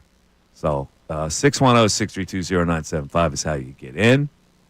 We'll go back to the text board and see what's happening with the text board. Again, we're Philly heavy today. They win again last night. They should sweep this team. They're a minus 195 favorite tonight, so they shouldn't have any problems winning game 2 of this series. And I can't allow, against this team, against this Marlins team, I can't allow for the Phillies to lose one game in this series. What are we saying on the text board, Ray? Where's the hard-throwing left-hander late-inning reliever to deal for? Will Boston trade Chapman? Will A.J. Puck get healthy? Taylor Rogers isn't a late-inning guy. Steven Matz is a bulk reliever. Ranger is a better late-inning relief option than almost anyone who could be available. No, he's not. Ranger doesn't have high-velocity hammer stuff. He could be a seventh-inning guy to get you out of a seventh. But they need a high velocity, high leverage guy, not Ranger. You agree with that, Ray? And right now, why would you take him out of the rotation? No, he's pitching great. Let's see, who do you not have room for in the rotation when the playoffs start? Are you taking Nola out of the rotation at this exact moment? Yeah. Yeah, they're not going to do that though. They're not going to take Nola out of that rotation. He's got a track record of performing before. Do I know he's going to be fully healthy by that point? I think he'll be healthy. By playoff time? A stress fracture in your ribs is not I think anything to sneeze at. It's not, because even if you sneeze, you can make it worse. It's a true fact. You don't want to sneeze when you have a stress fracture in your ribs. No, you don't. You didn't even know you were doing that, did you? No, I had no idea I was doing that. That's what I was saying. That's wonderful. Yeah. It's a wonderful blend of language.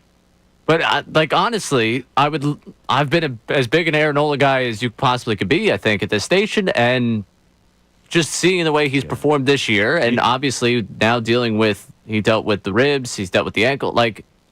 You know the way they think, though. I know the way they think. They'll go Wheeler, Ranger, Nola. Oh, wait a minute. Hold a second. They would go Wheeler, Sanchi, right? Or would they go Luzardo? Nola, Luzardo. That's the way they would go, leaving Ranger for a bullpen option. Is Ranger best suited coming out? Is he better suited than anybody else that I just mentioned? Well, if you're looking to profile as in the guy that would have the best stuff coming out of the bullpen, Christopher Sanchez probably has the best Christopher Sanchez starts game 2. It's a home game. Wheeler, Sanchez, Nola, Luzardo. I also think righty, lefty, righty, lefty. You know what they like to do. I'm not positive if this is the case, but I'm pretty sure that this year the NLDS, the way it's going to break out schedule-wise, you will only need 3 starters. Okay, but when they play the Mets, they will be on the road for game. They would be on the road for game 2, so maybe it wouldn't be Sanchez. Maybe it's Wheeler, Luzardo, Nola, Sanchez. Would that help you out? Wheeler, Luzardo on the road, Nola, Sanchez at home. I just think you're really hard pressed to say that he's one of your 3 most deserving starters. But then Nola's useless for you. You might as well not have him on the roster. Yeah, he might be standing on the top step. No, they wouldn't do that to him. They wouldn't do it. He's going to be healthy by late September, October, right? You would think. They're not going to not put him. They're not going to disrespect him. He's one of their highest paid pitchers. They will not pitch him as a starter. You know the way they work. The Phillies? I guess. They're not going to do that to Aaron Nola. If you just have 3 other starters in this rotation that are not Zach Wheeler, that probably at this point throughout the season deserve to start, like we could revisit this in September, and maybe Ranger has fallen off, and maybe Sanchez has fallen off. You're shirking the experience factor here. He's got experience. He's a veteran pitcher who knows how to pitch. That's great. He knew how to pitch coming into this season. He didn't start out the season great. Like I know he knows how to pitch. Most of these guys now have gotten postseason experience. The only one that hasn't would be, I guess, Luzardo. The only experience he had probably was against the Phillies in 2023. Yeah. Like, what case can you make outside of experience for him? Like, do we know he's going to be healthy and ready to go? You can't leave him. You're suggesting that they leave him off the roster. He's not going to help you in the bullpen. No, he's not going to be a bullpen guy. So who's going to start him? So he gets to start. Who's helping you the most in the bullpen then? Because then Ranger goes to the pen. Sorry. He has got to go to the pen for me. All right. Right now, I'm not taking the guy that's got the second best ERA since May 10th to Paul Skeens and putting him in the bullpen. Okay. We'll see by the time we get to October. You think Ranger Suarez will still be the same level? I mean, he's not going to have a sub-1 ERA over a month and a half by then. And we forget that he also gets injured. He also gets worn down. Any one of these 3 lefties I could see as a candidate gets worn down by the end of the season. All right, so I'm predicting in the second series, Wheeler, Luzardo, because he's more of a veteran than Sanchez is, Nola, Sanchez. Ranger to the pen. Okay. I mean, I think, honestly, if it comes down to it, your rotation is likely the one they go with. Sands, I think they might. I think that second series is only going to need 3 starters because you're only going to have 5 games, and I think the way it spaces out is enough where they would only have 3 starters. But I think it would probably be it would be the top 3 that you had because I think they'll end up carrying Nola out of experience. At this point, though, it's hard to argue that he is the most deserving of the 5 they got. I hear you. But I know the way the Phillies operate also. You're listening to the Mike Missanelli Show on 97.5 The Fanatic, WPN HD1, Burlington, Philadelphia, Beasley Media Group station, broadcasting from the Comcast Business Studios, powering possibilities. It is noontime. Enjoy your lunch, everybody, with the news at noon. There's a whole lot going on in this world. It's time to catch up. Here's the news at noon.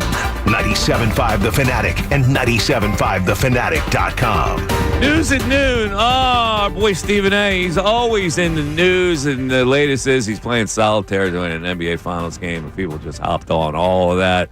So let's start out with somebody making fun of Stephen A. Smith. I can't believe this guy would make fun of anybody, but apparently he does. Go ahead, Ray. Nick Wright, the start of First Things First on Fox Sports 1 yesterday. The camera cuts to him. He's on his phone as they're promoting what they're going to talk about on the show. And here is how the exchange happened on live TV. I don't approve of this. Gosh darn it. Cat in the game. Solitaire. No good. Oh, wow. No good. Oh, wow. I didn't know we were my bad. Shots fired. What? What? A guy can't multitask? I'm just saying. Shots fired. I can't multitask? First hour, first things first. Today, I was trying to do a serious thing about... All right, so he was playing solitaire when they came back from a commercial? When they opened up the show. Oh, they opened up the show. He was on his phone playing solitaire. That's a cheap shot. Yeah. It's a cheap laugh. You know? You think? It's a bit of a cheap shot. It's an obvious cheap laugh. Yeah. But it's one of those, wow, I didn't think he had it in him to actually to do that. So you could have been more clever and done it later in the show when he came back from a commercial or something. You know, not at the start of the show. I don't think it really matters when you do it. Yeah, at the start of the show's no good. It's too obvious. Well, when he come back for the third break, what's the difference? Because you're starting the show. So you want to kick it off with energy, not deferring to Stephen A. Smith. You want to kick off your show. You can do that later. Now, this is your show now. It's not Stephen A. Smith's show.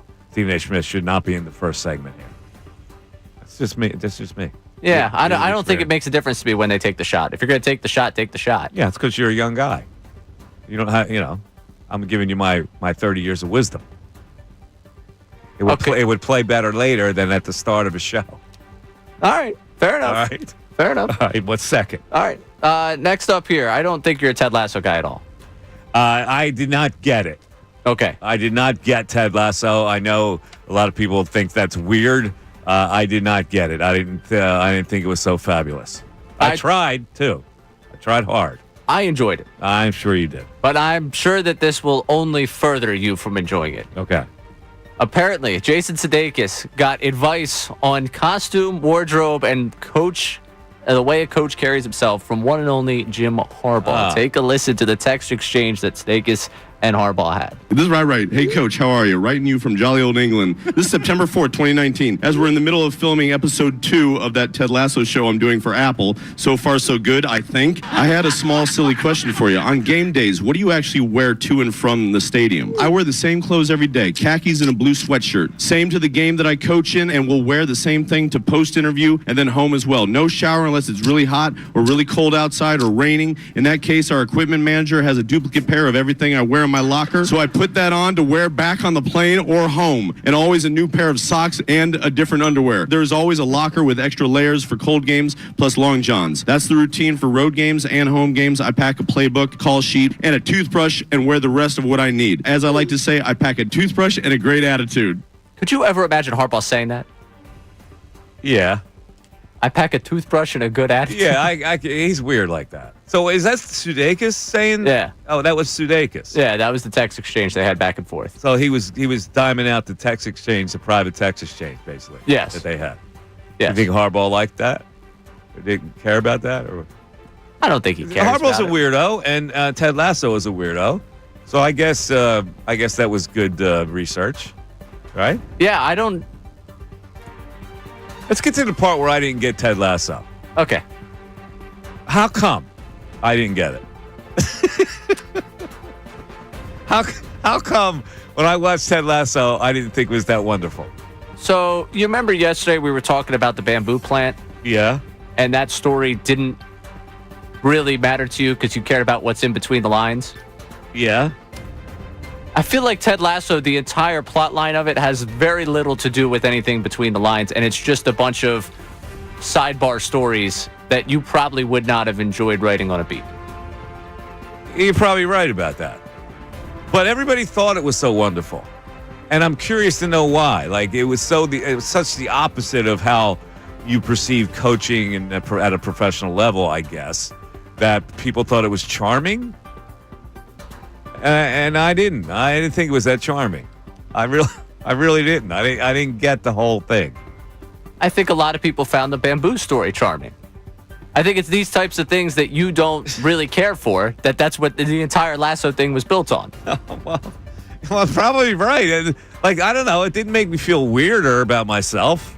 No. I'm trying really hard. This is like a sensation show.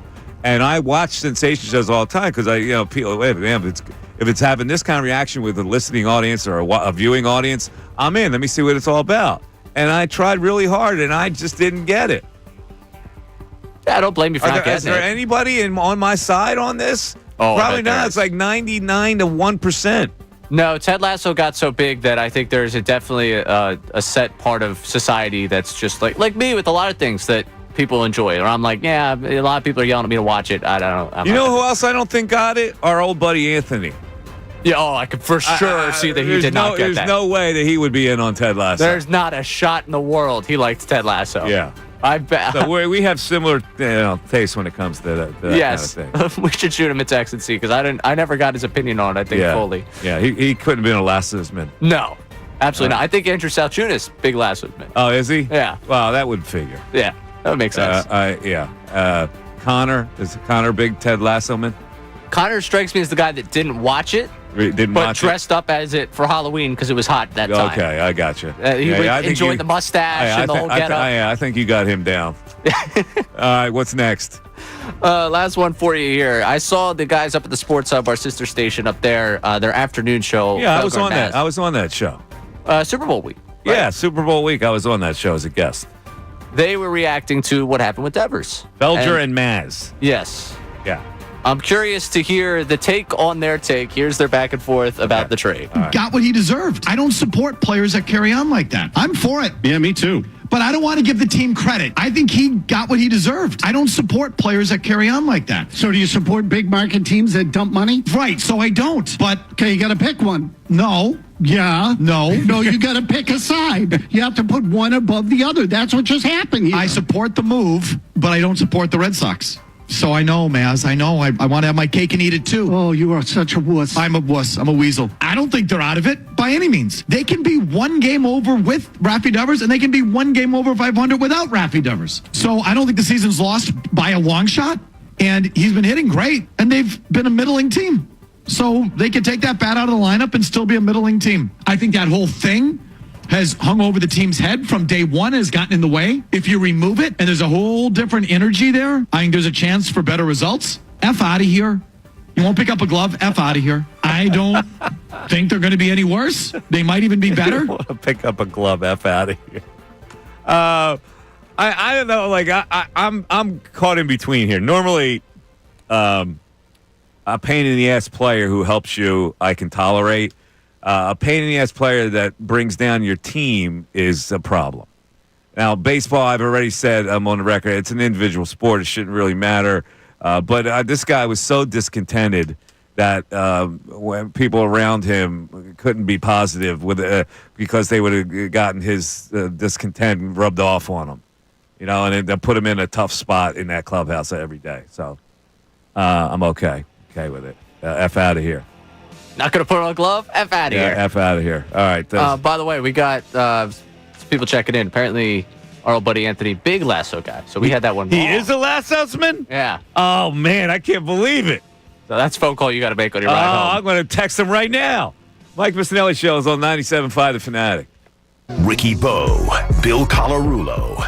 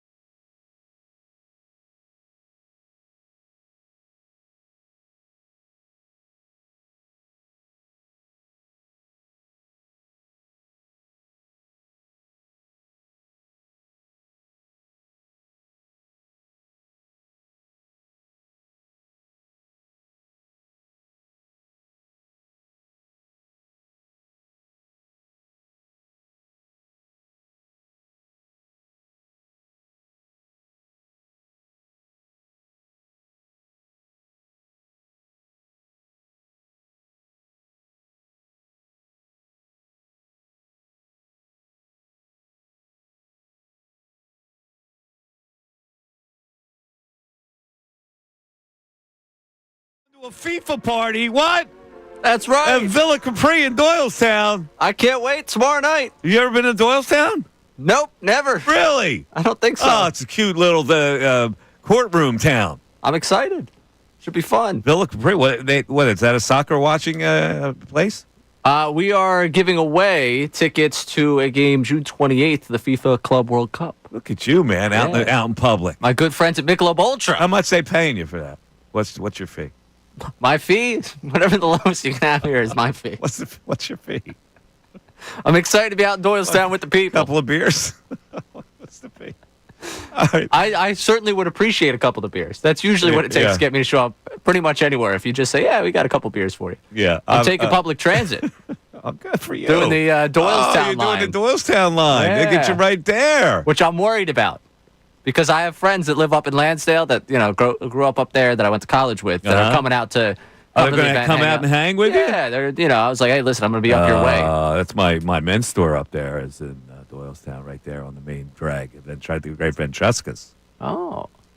Go check you out. Go buy yourself a new suit. I'll send you over. Okay. Thank you. Appreciate that. 610-632-0975 is how you get into the show. Before we get to some Eagles chat, I was reading this story about how Rory McIlroy has turned into the evil Rory, where he's blowing off media sessions the left and right. And he says that he has earned the right to do what he pleases when it comes to media responsibilities. I wonder how people feel about that, because I happen to agree with them. Really? Yes, I do. Not how I expect you to go with this one. I happen to agree with them. I don't think any athlete has an obligation to talk to the media. Now, by the same token, you're going to get judged as being a rat. So if you're okay with that's fine and dandy. I'm going to do my thing in media, whether you talk to me or not. I'm going to commentate on you. I'm going to write on you, whatever it is. You're not going to take my profession away from me if you don't talk to me. I've dealt with many people over the years in my years in journalism who didn't want to talk. And you just move on. You go, okay, well, that means that you could be an ass. And I'm going to tell you a quick story. There was a guy, I've told this many times before, but there was a guy who played for the Baltimore Orioles named Brady Anderson. You probably don't know him. He was a left-handed hitter. He was a punch and Judy hitter. I don't know what one year he comes back and he's muscled up and he's a home run hitter. Now, we know what the deal was there, but it was, that was in the early stages before anybody would even suspect that kind of thing would happen. And he had like 30 home runs at near the All-Star break. So he became a national story. Now, I was a national takeout writer for the Inquirer, so they would send me all over. Okay, you got to do a story. Paul Molitor's got a 40-game hit streak. Go do a story on Paul Molitor in Milwaukee. Brady Anderson's got 30 home runs. Go down to Baltimore and interview Brady Anderson. So I arranged. I tell the PR staff I'm coming down, and they go, okay, you can meet Brady in the clubhouse at like 3:30, and you can talk to him. I go, okay, fine. So I drove all the way down to Baltimore. I get into the clubhouse. There he is, 3:30, his locker. I introduce myself, and I go, yeah, I've come down to hang with you for a little bit. And he goes, I'm not doing it. I go, what are you talking about? He goes, I'm not doing it. I'm not going to interview with you. I go, what's the problem? He goes, well, I just got a bunch of other stuff to do. I got to go to the training room. I got to go here. I got to there. I don't really have time for it. I said, listen, man, your PR staff arranged for this whole thing. You're going to inconvenience. This is pretty much of an inconvenience for me to drive like 3 hours down here to do the story. I think it's kind of rude that you won't sit down for like 15 minutes and chat it up. And he goes, I'm just not going to do it. I go, well, let me explain something to you. I'm going to write the story either way. Now, either I'm going to write the story with a piece of it saying that you're acting like an ass, or you can sit down and talk to me. And he looks at me and he goes, all right, let's talk. And that was it. Hey, if he wasn't going to talk to me, what was I going to do? Call my desk because I can't write the story? I'm going to write a story. I'm going to have to talk to other people about him. Like, that's what I would have had to do. Right, yeah, you get the workaround. Talk to other people about him, what goes on with him, and try and create his personality out of what he wouldn't tell you and what you weren't getting, which makes sense. In the Rory case, I think he's talked so much. I think we get a sense of who he is that I don't know if we necessarily need to hear from every time. I'm just curious for you then when it gets to, because I don't know very close to the PGA Tour's rules on when guys are required to speak. They're supposed to speak after, but there's no fine implementation or anything like that. Right. Well, that's, the difference between if an NFL guy doesn't talk, one of those, that you're required to hear from the quarterback. You're required to hear from certain guys each week. They get fined if they don't do it. So is that going to come down the line for the PGA Tour? Is that something you think could happen as a result of this? But think about it. Like Rory McIlroy, is that going to make a difference? Like, these guys will take the fine. Like, the successful guys like him will take the fine. Like, it doesn't matter to them. And educate me here. What's the benefit for him not talking right now? I don't know what the benefit is for him. I don't get why. Like, he is riding a wave of popularity. If you go to any kind of a golf tournament, it's like Rory, all roars. Hey, Rory, and everybody loves him and everybody follows him. And then I don't understand why he would want to file away that kind of goodwill. I mean, he knows how people feel about him. Yeah, I felt like he was golf's loudest voice for years here. Yeah, and now he's bitter. He's bitter. He doesn't play well now. It's like, dude, you're already an accomplished golfer. You got the career slam. Like, why now? What's the big deal? Yeah, I'm very, very confused why he wouldn't. Yeah, on the other side, I'll tell you a story about Cal Ripken's father, the most miserable man I've ever met in sports. God rest his soul, by the way. I think he passed away. I'm sorry. I did a lot of stories in Baltimore for some reason. Well, Great town. Yeah, Cal Ripken had the streak going, so he was a story. 610-632-0975. We got Jim in Center City next. Jim, hang in there. We'll get you after this. Fanatic Sports Update. 5 straight for the Phillies. I'm Ray Dunn with this Fanatic Sports Update. Mick Abel saws 5 innings of 1-run ball, and both Trey Turner and Max Kepler hit home runs as the Phillies knocked off Marlins 5-2 for their 5th consecutive win. Alec Boehm drove in 2 runs, had his 5th multi-hit game in his last 7 games. Orion Kirkering picked up the first save of his career with 1-2-3 9th inning. And the Phillies will enter tonight with within 2 games of the Mets in the National League East. The 2 teams play this weekend, but the Phillies still with 3 more in Miami. Sending Jesus Lazardo to the mound against Cal Quantrill at 6:10 tonight. In the NBA Finals last night, Jalen Williams scored 40 points to help lead the Thunder to a 120-109 win over the Pacers to secure a 3-2 lead in the series. The series shifts to Indianapolis for Game 6 on Thursday night at 8:30. This update is brought to you by Macy's Backstage. Macy's Backstage is a whole new floor inside your Macy's, and right now you'll find the latest summer styles all for $25 and under. With new arrivals every day, you never know what amazing deals you'll find. I'm Ray Dunn on your home for NBA Finals action, 97.5 The Fanatic and 97.5thefanatic.com.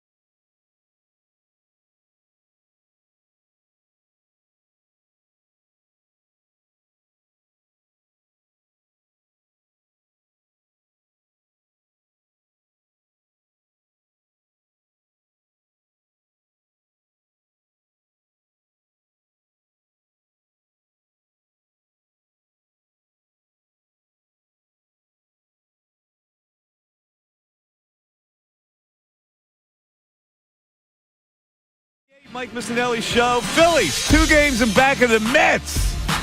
Firmly in as the 4th seed in the playoffs right now and should sweep the Miami Marlins as the schedule gets a little tougher. They come back and play the Mets.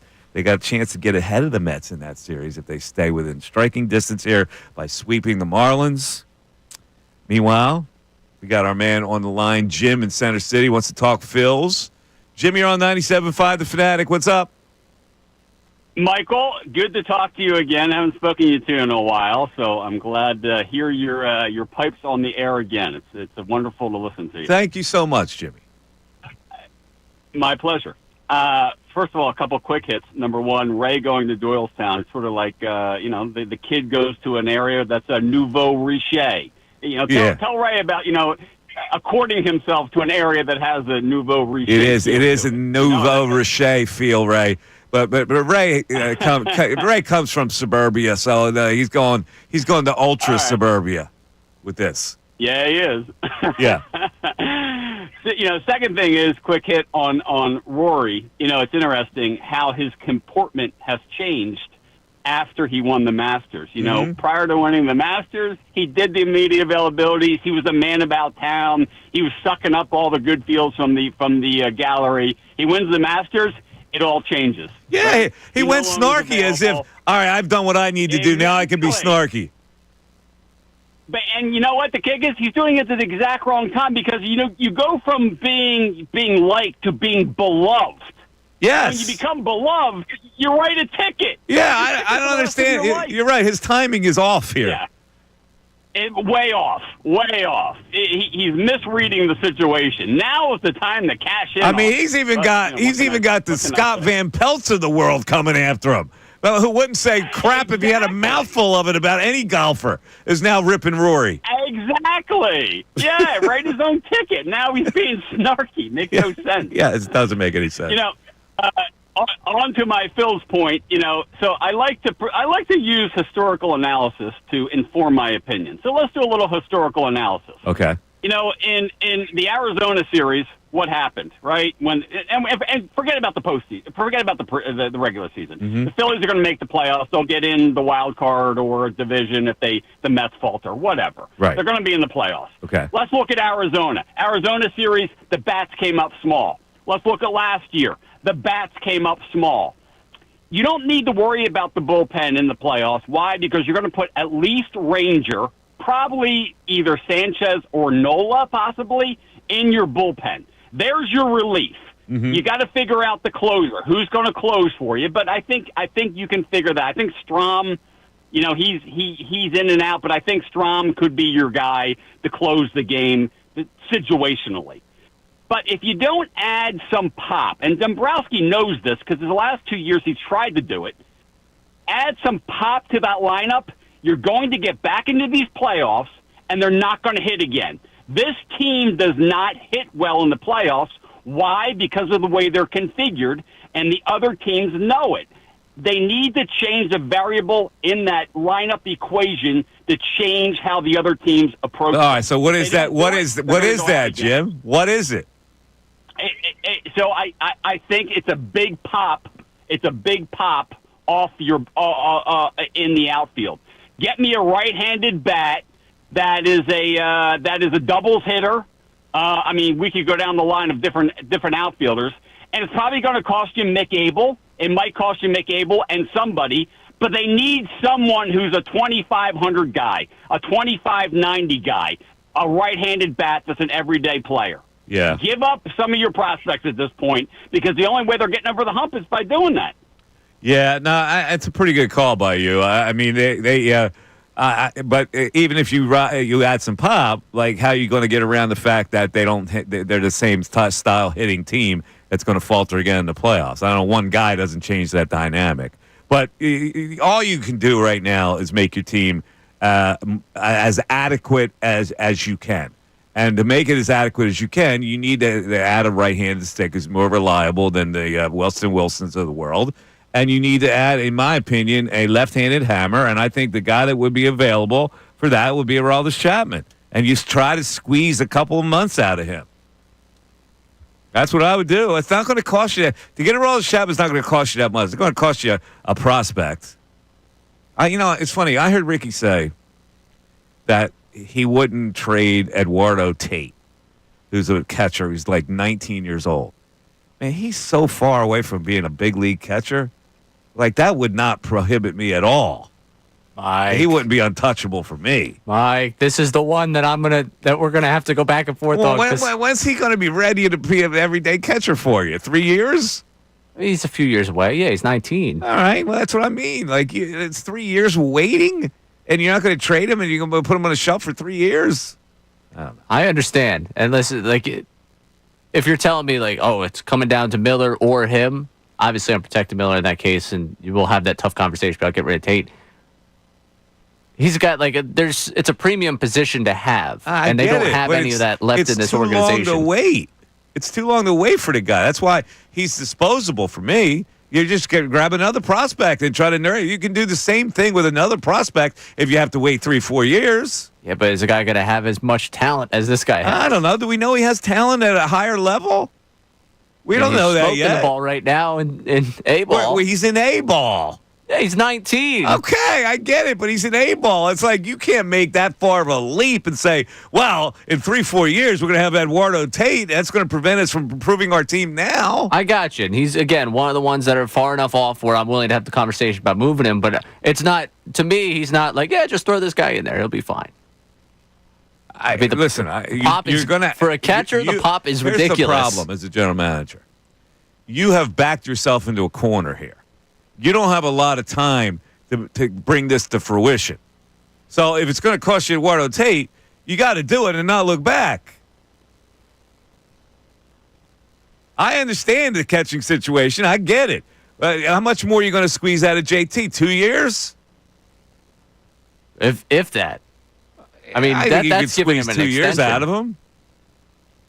This season, next year, and another year, and that'll be the end for him. This year, is Eduardo Tate going to be ready by then? Probably not. Well, what do you give it? If you trade him now, you sign another prospect as a catcher. You'll still have the same time to develop that guy as you would Eduardo Tate. Well, I mean, that's assuming that guy, I guess, is coming in as a post-college guy. Well, you can draft a college catcher. Yeah, I'm saying. And he would be like, or you can get another guy from the Dominican. Well, if at the age range that Tate is, I don't know. You bringing up a 21-year-old in 2 years? Like in 2 years, Tate will be 21. You got to have the eye for the prospect. But you already have one here. I volunteered to go down and live down there and sign prospects for him. I know. That was part of the question we had last week about Windhorst being an information guy. I thought you were going to volunteer yourself one more time to go down there and be a scout. I've only said it 100 times. I didn't take advantage of it. I'll go down there. I'm brushing up on my Spanish. You are relearning Spanish, right? This is something we've talked about. I am. Make myself adequate for the role.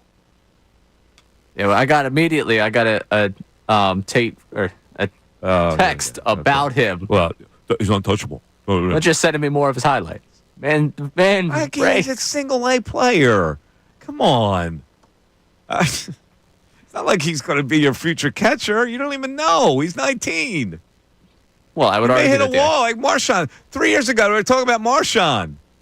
Were we talking about Marshawn as the future catcher? Yes, Marshawn was held in the same high regard at one point. I must have missed that conversation. I'm telling you, he was. Because the guy didn't hit any home runs in minor leagues. We're talking about a guy with pop that plays the catcher position here. Yeah, but they were talking about Marshawn when he was in the lower levels. Especially when he was at Reading. 610-632-0975 is how you get into the show. On the other side, my confrontation with Cal Ripken Sr. I know you're going to love it, right? I'm excited for it. Mike Missanelli Show continues.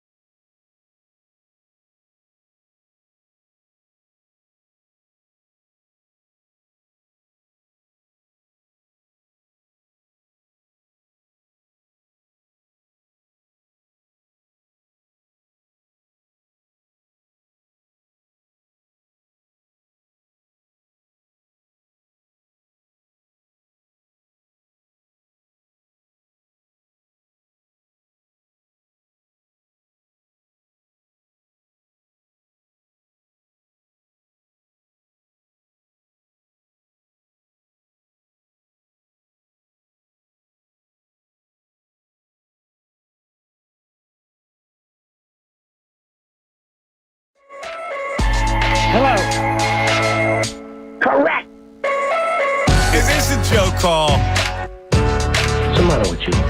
Hell yeah. Typically, when you play to the standard, you win. That's the funny thing that makes me chuckle. I'm the smartest coach in the world. It's a dumbass question. You don't know basketball. You would be wrong, but that's okay. You ever feel like nothing good was ever going to happen to you? This man was a bona fide scrub. He can't play. Love it. Love it. It's funny to Oh, there goes Ray. There goes Ray with the sound drops because I went to get coffee. Yeah, I didn't realize this break was a shorter one. The people hear enough of me. You know, the drop board needs some shine every once in a while. All right, so let me tell this story. So, Cal Ripken. The story is that he's headed to break the all-time record of consecutive games played, right?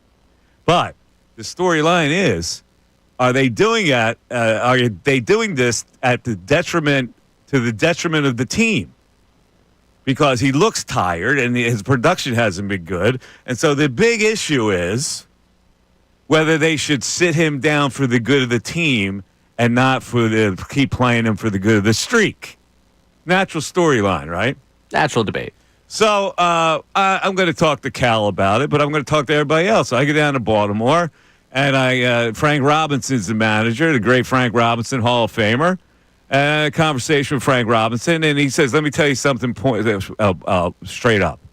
I'm not going to be the manager that benches him to break the streak. I go, oh, my God, that's so good. That's gold. That's like a golden quote, right? So now I got to go, all right, let me get the perspective from Cal Ripken Sr., who's the Orioles third base coach for 1,000,000 years. Now, this guy is one of the oldest baseball salts I've ever seen. He's craggy looking. He smokes like 100 cigarettes a day. He's got the raspy voice like this. So I zero in on him in the clubhouse, and I go, Cal, can I talk to you about the story I'm doing on young Cal? And he goes, why don't you go F yourself? You want anything on Cal? Go talk to him, G-Dit. MFs crowd this clubhouse like cockroaches. I go, Jesus, Cal Sr., relax. I'm just a guy here trying to do my job. He walked away from me. Oh, my God. It was nasty. I go, holy God, relax over here. All right, you don't want to talk? You don't want to talk. You don't have to add the excitement. Did any of, obviously that wasn't like, you're not going to quote that, but did you mention that you tried to talk to him? Yes. Oh, yes, I did. Of course I did. I said Cal Sr. wasn't very receptive when asked about the subject. I would say so. I went to him. I went, Jesus, Cal Sr., relax. I called him Cal Sr. That's one way to respond to it. Man, he went off.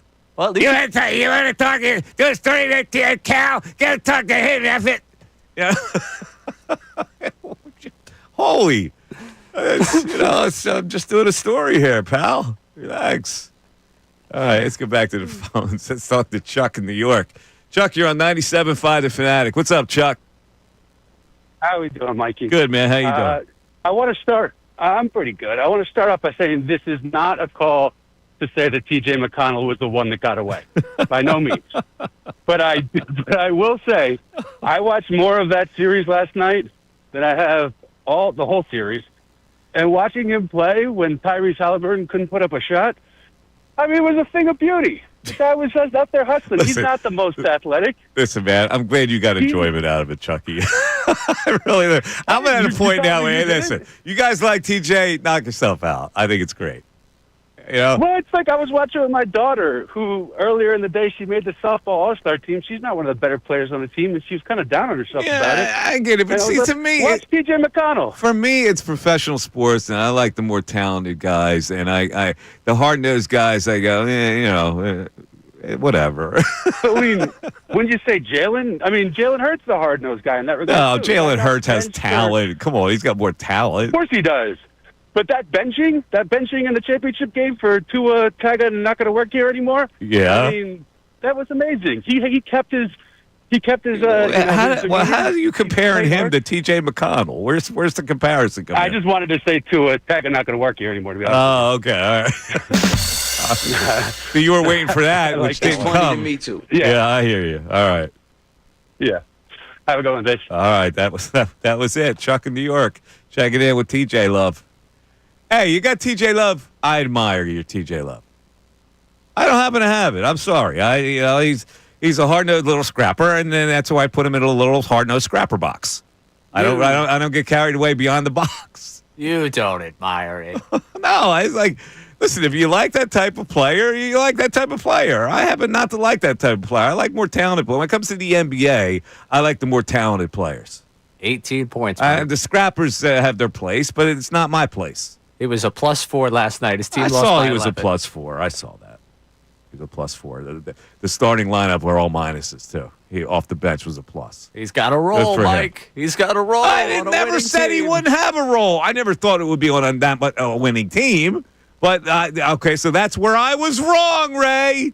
There you go. There's your drop. What? That's where I was wrong. What? I never thought that he would be on a team that is going to vie for the NBA title. They're not going to win, unfortunately. So he's not going to ever have that mantle of he was an important part of an NBA champion. He's never going to have that. Not yet. No, he's in the end. This is their one shot. They're going to lose Turner and there'll be attrition, all that. Mike, I just want to say, I got to witness something that Stephen A. says he never did. What's that? You just admitted you were wrong. Yeah, but I did it with a tongue in cheek. It's not how it's going to sound on the drop board next week. It's just like that drop that we used with Bill. Like, that wasn't a serious. Bill, you were right all along. It was a sarcastic, I was wrong. I was told. There's difference between a sincere and a sarcastic, I was wrong. Sources indicated to me that the first drop he asked for on the show's board for the afternoon was that one. Bill? Yes. A close second to. So much good. Wait a minute. Does he have a show? Because it hasn't been nearly publicized enough here. I heard he did. I heard that too. That he had a new show. But boy, they certainly keep it under wraps here, don't they? Oh, very much so. 610-632-0975. Mike Missanelli Show continues. Fanatic Sports Update. 5 straight for the Phillies. I'm Ray Dunn with this Fanatic Sports Update. Mick Abel sauced 5 innings, a 1-run ball. Both Trey Turner and Max Kepler hit home runs as the Phillies knocked off the Marlins 5-2 for their 5th consecutive win. Alec Boehm drove in 2 runs, had his 5th multi-hit game in his last 7. Orion Kirkray picked up the first save of his career with a 1-2-3 9th inning. The Phillies entered tonight within 2 games of the Mets for the top spot in the National League East. The Phillies and Mets matching up this weekend. Still 3 more to play down there in Florida as Jesus Luzardo goes to the mound against Cal Quantrill tonight at 6:10 in Miami. In the NBA Finals last night, Jalen Williams scored 40 points to help lead the Thunder to a 120-109 win over the Pacers to secure a 3-2 lead in the series. The series making its move to Indianapolis for Game 6 on Thursday night at 8:30. You'll be able to listen to that game right here on 97.5 The Fanatic as we take you through all of the NBA Finals games right here on our airwaves. This update is brought to you by the International Hot Rod Association. Nitro's back. The IHRA Outlaw Nitro Series is lighting up the track. Nitro Nation, grab your tickets now at IHRA.com. That's IHRA.com. I'm Ray Dunn on your home for NBA Finals action. 97.5 The Fanatic and 97.5thefanatic.com.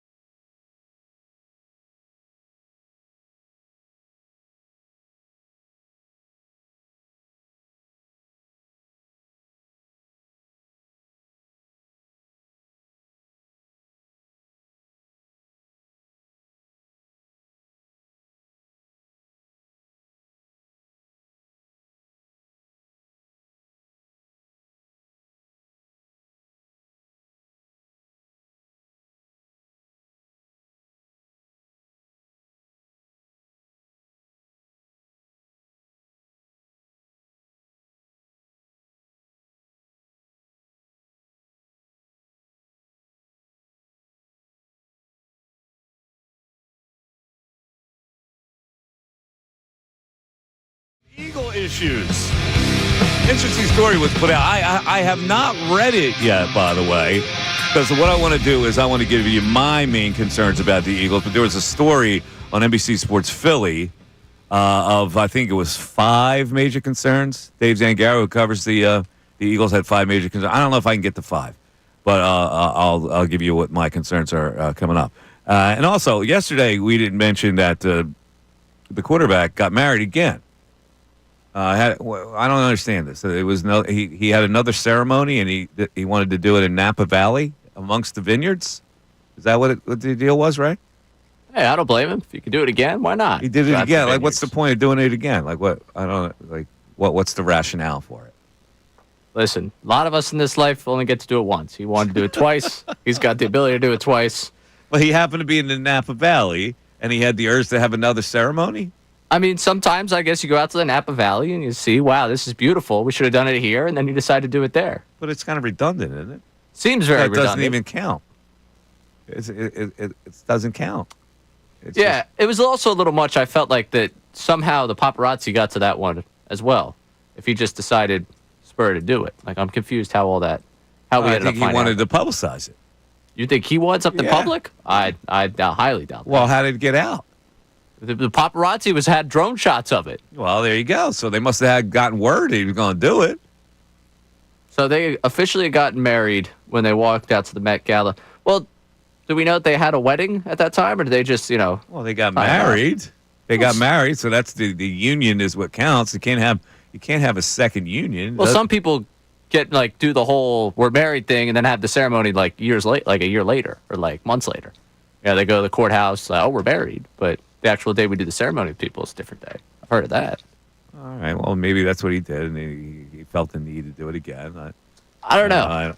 I don't feel the need to do it once, much less twice. But God bless him. Yeah, he told Men's Health to call her my wife for an April cover story. It sported what looks like a wedding ring. So, but no details or photos of the wedding emerged until Sunday when Page 6 released photos of the wedding venue and the couple. All right. Now, so we talked yesterday about we would have a book of all his inspirational sentences that he utters. And the Eagles actually put this out on TikTok, right? The Eagles put this out? Yes, they did. Which I find very unusual because it's like giving us fodder. They're honestly right now just kind of riding all the trends during the off season. This is something that's going viral on TikTok, like someone famous. Yeah, it's going viral, all his inspirational sayings, but in a way, it's kind of making fun of him for being too serious. I don't know if it's making fun of him. It kind of. I think they're capitalizing on the trend of fill in the blank core, which is if we did this for this show, you'd be, you saying, with all due respect, and then it'd be, this different sayings that you've got. All right. Well, anyway, let's hear Jalen get cerebral here with his inspirational lines. I know I haven't touched the ceiling yet. I haven't scratched it. Wait, what was that one? I didn't really understand that one. What was it? I know I haven't touched the ceiling yet. I haven't scratched it. Can you translate that for me? He hasn't touched the ceiling yet. He hasn't even scratched it. Oh, he hasn't touched the ceiling yet. He's merely scratched it. Okay, all right. I couldn't make it out. All right, let's go number 2.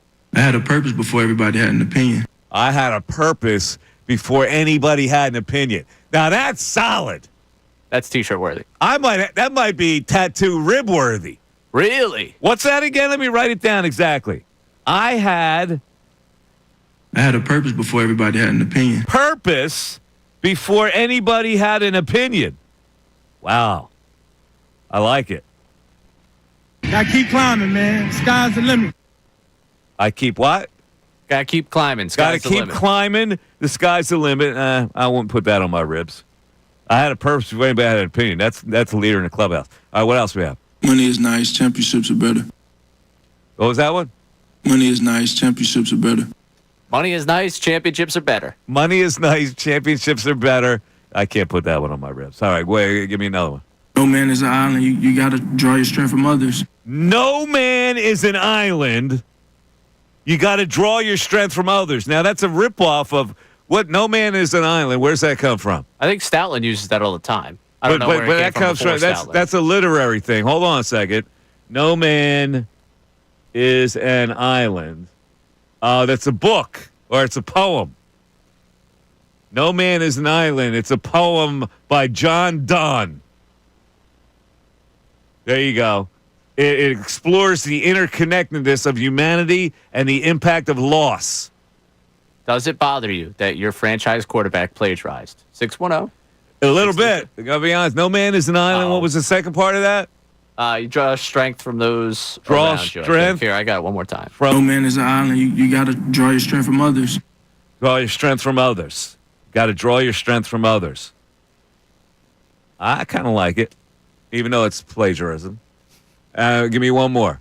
Rain, sleet, or snow, the Eagles train to go. What was that? Rain, sleet, or snow, the Eagles train to go. Rain, sleet, or snow, the Eagles train to go. Too campy. All right, one more. Let's get to the main one. Give me the main one. Keep the main thing the main thing. No, keep the main thing the main thing. All right. So if I'm doing a tattoo on my ribs, keep the main thing, or I had a purpose before anybody had an opinion. I had a purpose before everybody had an opinion. Which is that the one you're going with? For you, yes. Keep the main thing is over the top. That wouldn't work for me. But I had a purpose before anybody had an opinion. My personal favorite still remains. That sounds like a DNA thing. It sounded like a DNA thing. You like that one. I love that one. Basically calling the reporter ugly. It's sounds like a DNA thing. Mike Missanelli Show. It's on WPEN HD1, Burlington, Philadelphia, Beasley Media Group station, broadcasting every day from the Comcast Business Studios, powering possibilities. I just want to tell you that the 12 o'clock hour was brought to you by Service First HVAC, offering 0% financing for 48 months, rebates and tax credits up to $4,300 when purchasing a heating and cooling system. Learn more at servicefirsthvac.com. Heads up on tomorrow's show. Guess who's joining me tomorrow? Do you want me to guess? Yes. Frank Isola. No. Stephen A. Smith. No. Amy Fadul. All right. We'll be back in tomorrow, and tomorrow is what, Ray? General Knowledge Wednesday. General Knowledge Wednesday. Amy will be in for the first time ever on General Knowledge Wednesday. And it's also going to be Dog Day afternoon because I have to bring my dog in tomorrow. Oh, awesome. Yeah, because of the cleaning lady. So, I don't know. Does Amy like dogs? I would assume so. She okay with dogs? Don't they have a dog? They have a dog? All right, good. They have a dog. They're good. All right, but anyway, she will be your lifeline for tomorrow as you go against the audience in General Knowledge Wednesday. I need the help recently. I have not been my usual successful You self. are correct, sir. Yeah, I don't know what's happened. So Amy will be able to be your security blanket tomorrow. I appreciate that. Yeah, stay tuned for that show. Don't miss tomorrow's show. All right, let's talk some Eagle football here as we go into the 1 o'clock hour. What are your major concerns for the Philadelphia Eagles going into 2025? So here will be, and we're going to cite this story. It was on NBC Sports Philly by Dave Zungaro. But first, I'm going to give you mine, which have nothing to do with what he wrote. Here are my main concerns. My main concern, number one, is that it's it's collective. It's like joined at the hip. It is Saquon Barkley and how it's going to affect the offense next year. I do believe that next year Saquon will not have as successful a year as he had last year, which means that defenses are going to be clamping on him. So in conjunction with that, will the Eagles be able to adapt by making up the ground they lose in the running game via the passing game or via Jalen Hurts' legs? That's my main concern for this year. For next year, or this year coming up. That's my number one concern. My number two concern is the defense and the pass rush. Will they be able to get a consistent pass rush relying on some guys that they're really counting on? But number three is, will these young players, this is also in conjunction with what I just said for number two, will these young players be able to step up and fill the void of the losses that they've had? My sense is that they will be able to do that with Vic Fangio. So those are my three concerns. Let's go to the five concerns that Dave Zungaro had, okay? Number one concern, he's going from five down. Number five, it's a very, very tough schedule. It is. It's a very tough schedule. I totally agree with that. And again, the over-under is 11.5, and they might not reach that. They might not get to 12. So I would go under on the 11. So he says it's a very tough schedule. Number 4, Saquon is coming off a huge workload. All right, that was my main concern in conjunction with how the offense will have to adapt to that. So he's saying here are a look at the previous 8 members of the 2000 club and how they fared the following season. We go all the way back to OJ in 1973. He had 2,003 yards. He only had 12 TDs there. But in 74, fewer attempts and way fewer yards, 1,125, which I believe I don't think Saquon will get down that low, but it'll be significantly lower than the 2,000 rung. Eric Dickerson in 1984, 2,105 yards. Dickerson the next year, 1,234. Again, we're talking about like a 900-yard reduction. Terrell Davis in 1998, 2,008 yards. The next year, he had only 67 attempts. He got banged up. Only 211 yards. Bad year for Terrell Davis that year. Jamal Lewis, 2,066 yards in 2003. The following year, he had 235 attempts, like more than 100 less, about 150 less, and only had 1,006 yards. Chris Johnson. Now, Chris Johnson was really light. So I don't know if this is a valid comparison. But he went from 2,006 to 1,364 yards. Adrian Peterson, a stout running back, went from 2,097 to 1,266. And Derrick Henry, same kind of body type, 2027, and he went down to 937 yards the next year in 2021. So, Ray, are you buying that theory that Saquon takes a significant chunk down from last year? Yeah, because it's hard to stay significantly close to where he was this past season. I think we set the line somewhere around 1,400, 1,500 for next year. Yes. And that would be one that, if you said at 1,500, I would go under. I think history also tells you under. All right, so is it fair that my main concern would be in conjunction with that, how will they be able to compensate? I think that's a very fair concern. All right, that's my number one reason for next year. On why they would not achieve. All right, number 3, he says the defense can't overcome the losses. They lost some key players like Josh Sweat, Milt Williams, Darius Slay, C.J. Garner-Johnson, Oren Burks, and Isaiah Rodgers are all gone. So he's saying the young guys, Vic Fangio's going to have to do miracles with the players the new players that come in, and of course Zach Baughn's going to have to play at the same level, and so is Jalen Carter. Are you feeling that one? Absolutely feeling that one. That's a genuine concern. If anything, the defense is the top of the line of my concerns. All right. Number 2, not enough pass rush, which is one of my major concerns. Nolan Smith, 10.5 sacks in the regular season. Can he replicate that? And Jalix Hunt, can he come? And Alajari, can those guys mount some sacks? Concern for you? It's a concern. I do think we overplayed just how effective the pass rush was because of how good it was in the Super Bowl. I think overall, the entire season last year, they ended up somewhere in the middle of football rushing the passer. So I don't put it over, can they overcome the losses of the guys on the defense? Like if I were Zangaro, I would probably have this 3-2 switched. Okay.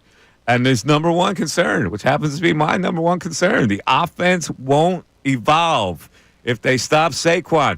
Can Kevin Patullo evolve with an offense that is may be a little more pass heavy? That's a major question mark going into next year. All right, 610-632-0975. What are your major question marks on the Philadelphia Eagles? The Mike Missanelli Show continues. Philadelphia Union Soccer.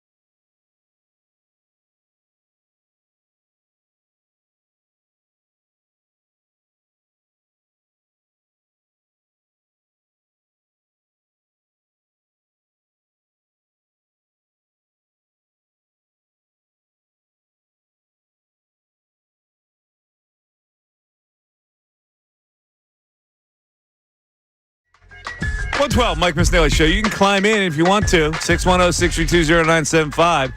Hit us up on the telephone lines or on the text board with your thoughts on any of the things that we talked about today. I decided, Ray, during the commercial that I will bet the Phillies tonight. I will put 100 units on the Phillies to win at minus 195, which will give me 52 units back. Wow. 100 units on the Phillies tonight. Am I allowed to ask the units? Well, just units. They're just units. They are units. Well, some people have bigger units than others. I'm curious. No, the unit is solitary. You got 1 unit. 1 unit. Okay. Yeah, to win 52 units. I know. To me, that's a good bet tonight with the Phillies. I'm glad that you're feeling good about the Phillies. I am feeling good about the Phillies. I wasn't feeling good about the Phillies yesterday, but I withheld. I did not bet the Marlins last night. Oh, wow. I did not. I did, however, bet the Oklahoma City Thunder, and I knocked the point spread down from 9.5 to 5.5. Which I guess only ultimately hurt your wallet, but I understand that. Yeah, it won me less cheese. Yeah, I don't like betting the larger lines like that. No, I don't like to get beat. I do not like to get beat on a point spread. I find it very ill-tasting. Yeah, I don't like it either. I try to have what's called a rocking chair ride at every game. Like if somebody's going to win, I'll pound the money line, betting a lot to win a little, because I don't want to lose. I totally understand. That's honestly when I started throwing money at different games. That was the thing that drove me nuts. It was really football at first. The lines would drive me crazy. I was like, you know what? I'll just take the less loss to know that, or less win instead of taking the loss. Right. Now the Phillies tonight at minus 195 to me is a pretty good money line bet. 100 units worth. 100 units. Now it looks too easy to go minus 1.5, which is the standard line for every game. Looks too easy to do that tonight. Yeah. So I don't want to mess around with it. No. I don't want to lose by a run.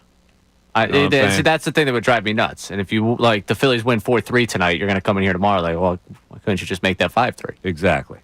All right. The one thing I was thinking about during the commercial as well. Why is it no man is an island?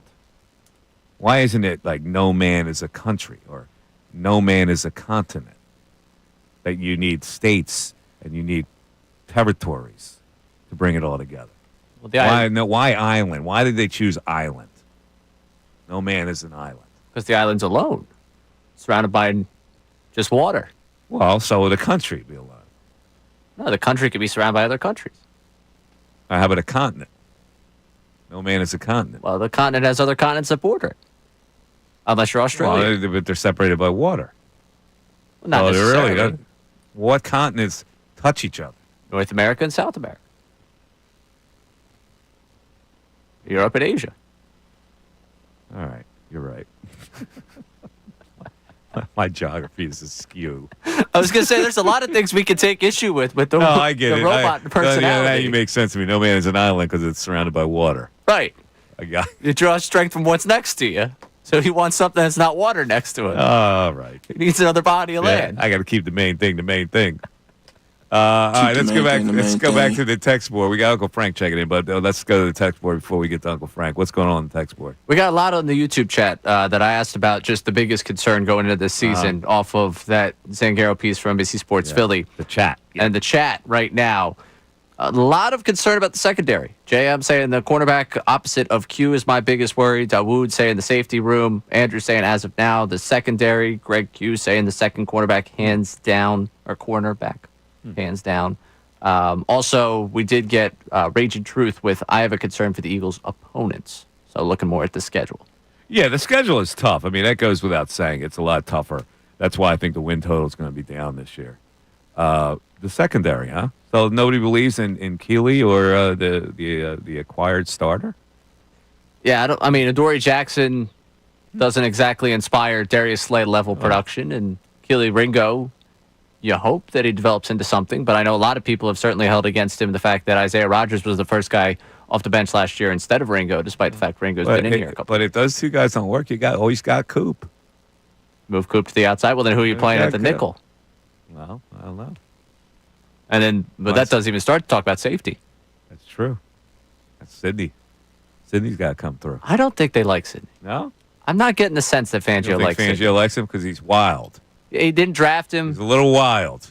Last year when he came when they needed someone to come into the game, it was more McCullum than it was Brown. I don't get the sense that he is. He's like Ricky Council the fourth. I'm sure you read that story. That's the parallel. There was a story about him in the Inquirer. I saw that story today. Ricky Council the fourth. He says this is his last chance. For what? Last chance for what? Training camp? He's all over the place. Does he learn not to be all over the place? He learned to shoot? Let's go to Uncle Frank checking in. Uncle Frank, what's up? Happy Wednesday, Michael, Raymond. Happy Wednesday to you, Uncle Frank. I mean Tuesday. Good Lord. Yeah, it is Tuesday. Tomorrow, because I mentioned Wednesday because tomorrow's General Knowledge Wednesday with Amy Fadul. Oh, Amy's the best. There you go. I met her at Penn Oaks a couple. Oh, Right, she's over at Penn Oaks? Well, no. Oh, it was a charity thing? Okay. Yeah. Yeah, I got you. Yeah, she does a lot of MC work. Yeah, she's really good. Ray, can you explain No Man is an Island again? No man is an island. Ray had it. All right. You need the help of others. Nobody is cast out in the middle of the water. Yeah, I didn't. He broke it down. He's very cerebral, this Ray. He did. Yep. He really did. Yep. He's going to bring out a chart. So, sudden thought. I would be curious, Michael, if you know how much. I wonder how much Sir Chuck lost on the oil cans the other night. He was going to hit that hard. He probably bet them to win the series too. It's going to come down in flames. He did. Yeah, he's going to go down in flames with this NHL thing. Listen, I met him a couple times while traveling, and he can't be the. He's just so amicable and great. He's just a great dude. He gets it, man. He should be the damn president. Yeah, he's a normal human being, Charles Barkley. He's normal. He really is. He really is. Yeah. So that's the best I could say about him. He's normal. He doesn't give you any air at all. None whatsoever. So regarding the finals, I'm probably going to owe you a jar of Real. Oh, you please. You can keep that on your shelf, brother. I know. How about that? Jay, going off for 18, that little pesky gym rat. Huh? Yeah, how about him? Come on. He's like a Tasmanian devil. He's a little whirling dervish. So you guys were arguing earlier about two potentially top 5 draft picks not being able to raise the level of their team. I'm in Ray's camp. I mean, they're a fraction short of being on half the team. I mean, they should have had at least a winning record. I know they were freshmen. They were one game away from 500. I mean, and they played a really, really tough conference. What about all these Euros, Uncle Frank? These Euros that come over here, right? What are we supposed to say about them? Did they come from winning programs? They just came over here, and then now the league is what, 30% Euro? Yeah. Well, and the NBA methodology is becoming more Euro. Yeah. Listen, I look at a player's talent. I look at Ace Bailey, and I go, I saw him a lot last year. I watched Rutgers a lot. He really was he was a shooter, and that was it. I didn't see him much take the ball in the basket. I didn't see him pass the ball that much. I saw Dylan Harper do all that stuff. Oh, if Harper's there at 3, he's not going to be there at 3, but that's what I'm saying. Like, each player's the same. Dylan Harper played on the same team that was 15 and 17. Why do I like him so much? Well, because he's got the requisite skill in every level. Like, I don't look at the team's record. I look at the requisite skill of the guy. Is Bill there? He needs to spell requisite. No, I think I don't know. I've heard Bill has another show. Like I said before, I don't know. It's been really under promoted. So when I go to the beach, I'm going to wait to see a banner flying. Yeah, there might be. Yeah, the airplane banner.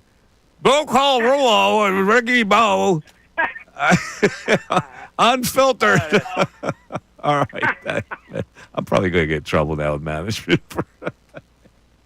Right. I'll be sitting right next to you in that meeting. Yeah. Don't worry. Oh, is the phone ringing in here? God bless both of them. God bless them. 610-632-0975. Mike Missanelli Show continues. Fanatic Sports Update.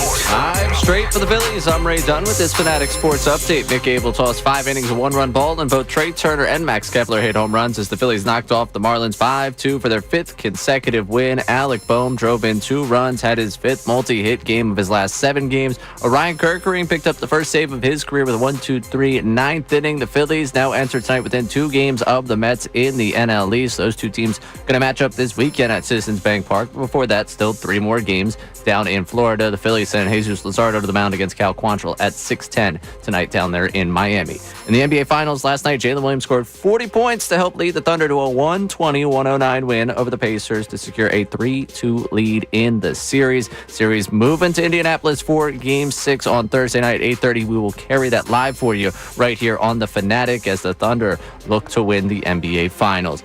And in the Stanley Cup Final, Game 6 tonight, the Florida Panthers with the 3-2 series advantage over the Edmonton Oilers. That game at 8 o'clock as the Panthers try to secure the Stanley Cup. This update's brought to you by Mercedes-Benz. The Mercedes-Benz Dream Days are back with offers on vehicles like the 2025 E-Class, CLE Coupe, C-Class, and EQE Sedan. Hurry in now through July 31st. Learn more at MBUSA.com/dream. I'm Ray Dunn, your home for the NBA Finals. 97.5 The Fanatic and 97.5thefanatic.com. Philadelphia Sports.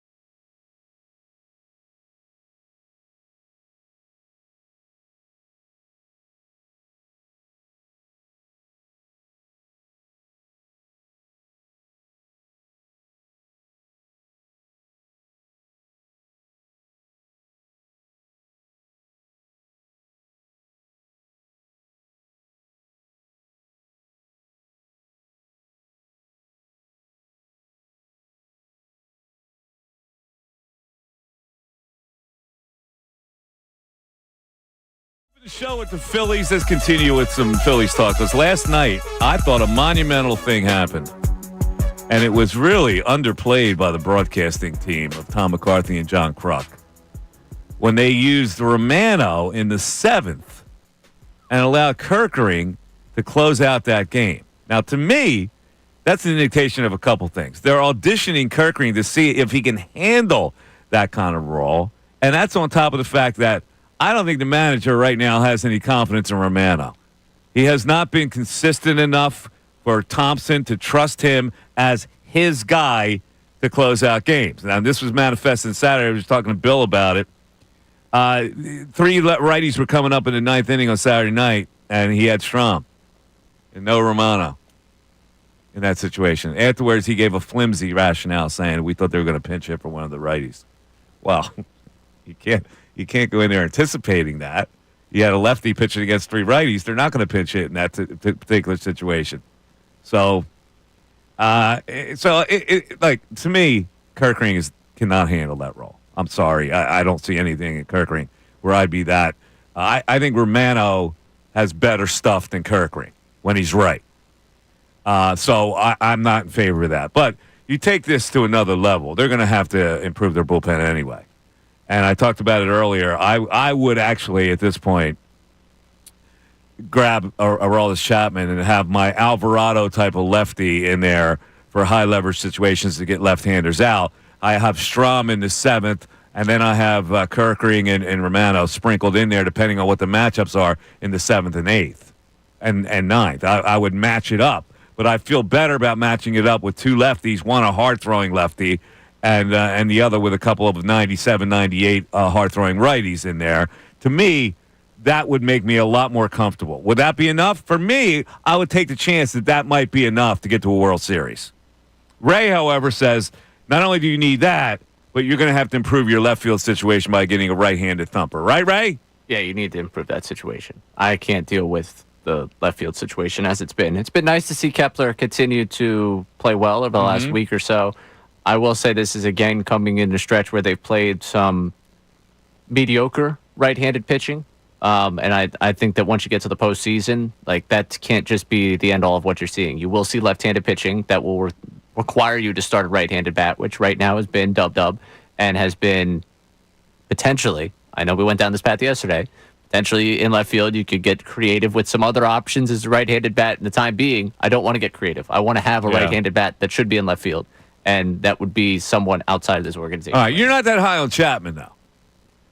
No, I'm not as high. I mean, listen, he's had a nice season for the Red Sox. Here's the way you got to look at it, though. He's a rented player at this stage of his career. He's he gets shifted all around, blah, blah, blah, blah. He gets a couple outs here, gets a couple outs with another team, whatever. To me, is there another 99-mile-per-hour left-hander out there that you can acquire? This guy's 99 that you can acquire, in my opinion.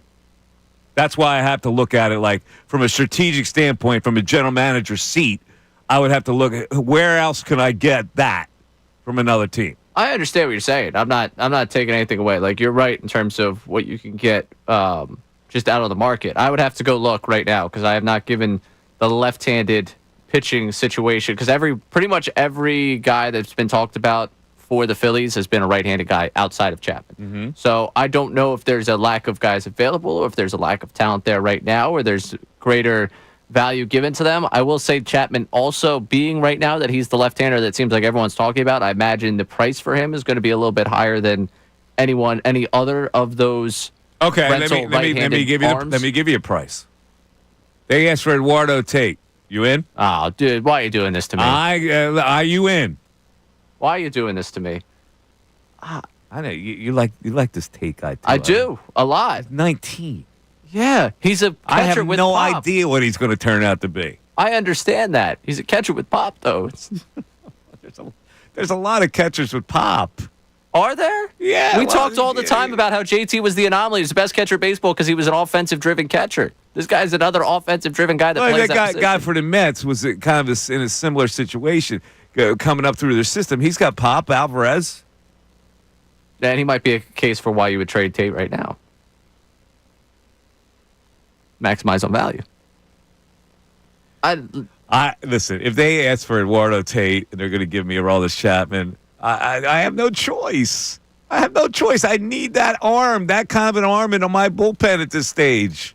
I understand. And I think by the time we get to the trade deadline, if we start seeing things fall apart, not fall apart, but like fall where they need another arm, I could see myself saying, all right, just go pull the trigger and do it. Right now, I'm a little hesitant. Let's go to Matt in Newtown checking in. Matt, you're on 97.5 The Fanatic. What's up, Matty? Michael, how are you, sir? Good. How are you?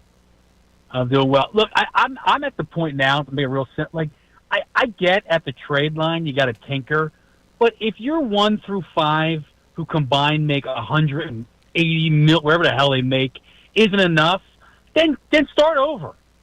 What is the Aroldis Chapman? Wait. Hold on 1 second. Why would you start over? You have the core of a team that can be aided by a trade deadline move. Why start over? I don't get what your point is there. Well, I don't know if any move in July is going to make them get to or win a World Series. Why not? You got the guys that. Well, they don't. No, but they don't have the guys. They need two. Is a Whit Merrifield or an Austin Hayes going to change the trajectory? No, but you got to do better than that. You got to do better than that. If they make the move to get somebody who's got legitimate home run pop, and they get another bullpen arm, a high leverage, high velocity arm, aren't they better? I'm all for arms. I'm not going to argue with there. I love arms. More arms, the better. So trade what you want for arms. All right. But bat wise, just make those guys more accountable. Stott, if you don't hit, I'm going to play Sosa. Make them more accountable. But it's beyond Stott. I'm not even talking about Stott. I'm talking about the left field situation. Are you comfortable with having Kepler against left-handed pitching in the playoffs? I don't think we're going to win or lose a game because of Max Kepler in October. But you're trying to make your lineup more complete. So are you going to play Weston Wilson really in the playoffs against the left-hander? Really? I agree with you there. No, all right. No. And so now think about it. It's in conjunction with Rojas. You're playing Rojas and Weston Wilson against the left-hander in the playoffs. Mike, the Phillies lost the Mets last year because 1 through 5 went 2 for 22 I get that, or whatever. but Matt, you got to make your lineup representative from 1 to 9. You can't have holes in it. You got to. Your best chance is to make your lineup more complete. I understand what you're saying. That if 1 to 5 let them down, they're done. I get it, but you want to go in with the most bullets in the chamber, don't you? Yes, then I want more. I think arms are more than bats in October, so I'm with you. Just get it. Okay. Listen, as many arms you can. I've already said I'm okay. If they get a roll of this Chapman, I'm okay with them going into the playoffs with that. The left field thing may be harder. It may be more of a luxury to find somebody who's got legitimate home run pop who can play there opposite Kepler. Agreed. I like arms. I like your idea. Load up on arms because they're. You saw that against the New York Mets last year. I want the back end more secure in October. Yeah, and you I got agree. 2 months to tinker with it. You just keep talking to me like a PhD you got in professional baseball. I love it. I got you, Matt. Listen, right now, they are hoping that Kerkering can close. It's clear to me, but by putting him in that situation yesterday, they're testing his mettle as a closer. He's not good enough to be a closer. I'm sorry. I'm not comfortable with Kerkering being your closer. I'm comfortable with him setting up. I'm comfortable with the mix and match type of thing. But they auditioned him yesterday. Can he handle this situation? Otherwise, they would have gone with Kerkering in the 7th and Romano in the 9th. And they didn't do that yesterday. So he's auditioning. To me, that's searching. And you can't search. You got to do, Dave Dombrowski. 610-632-0975. Back after this. We want to hear from you.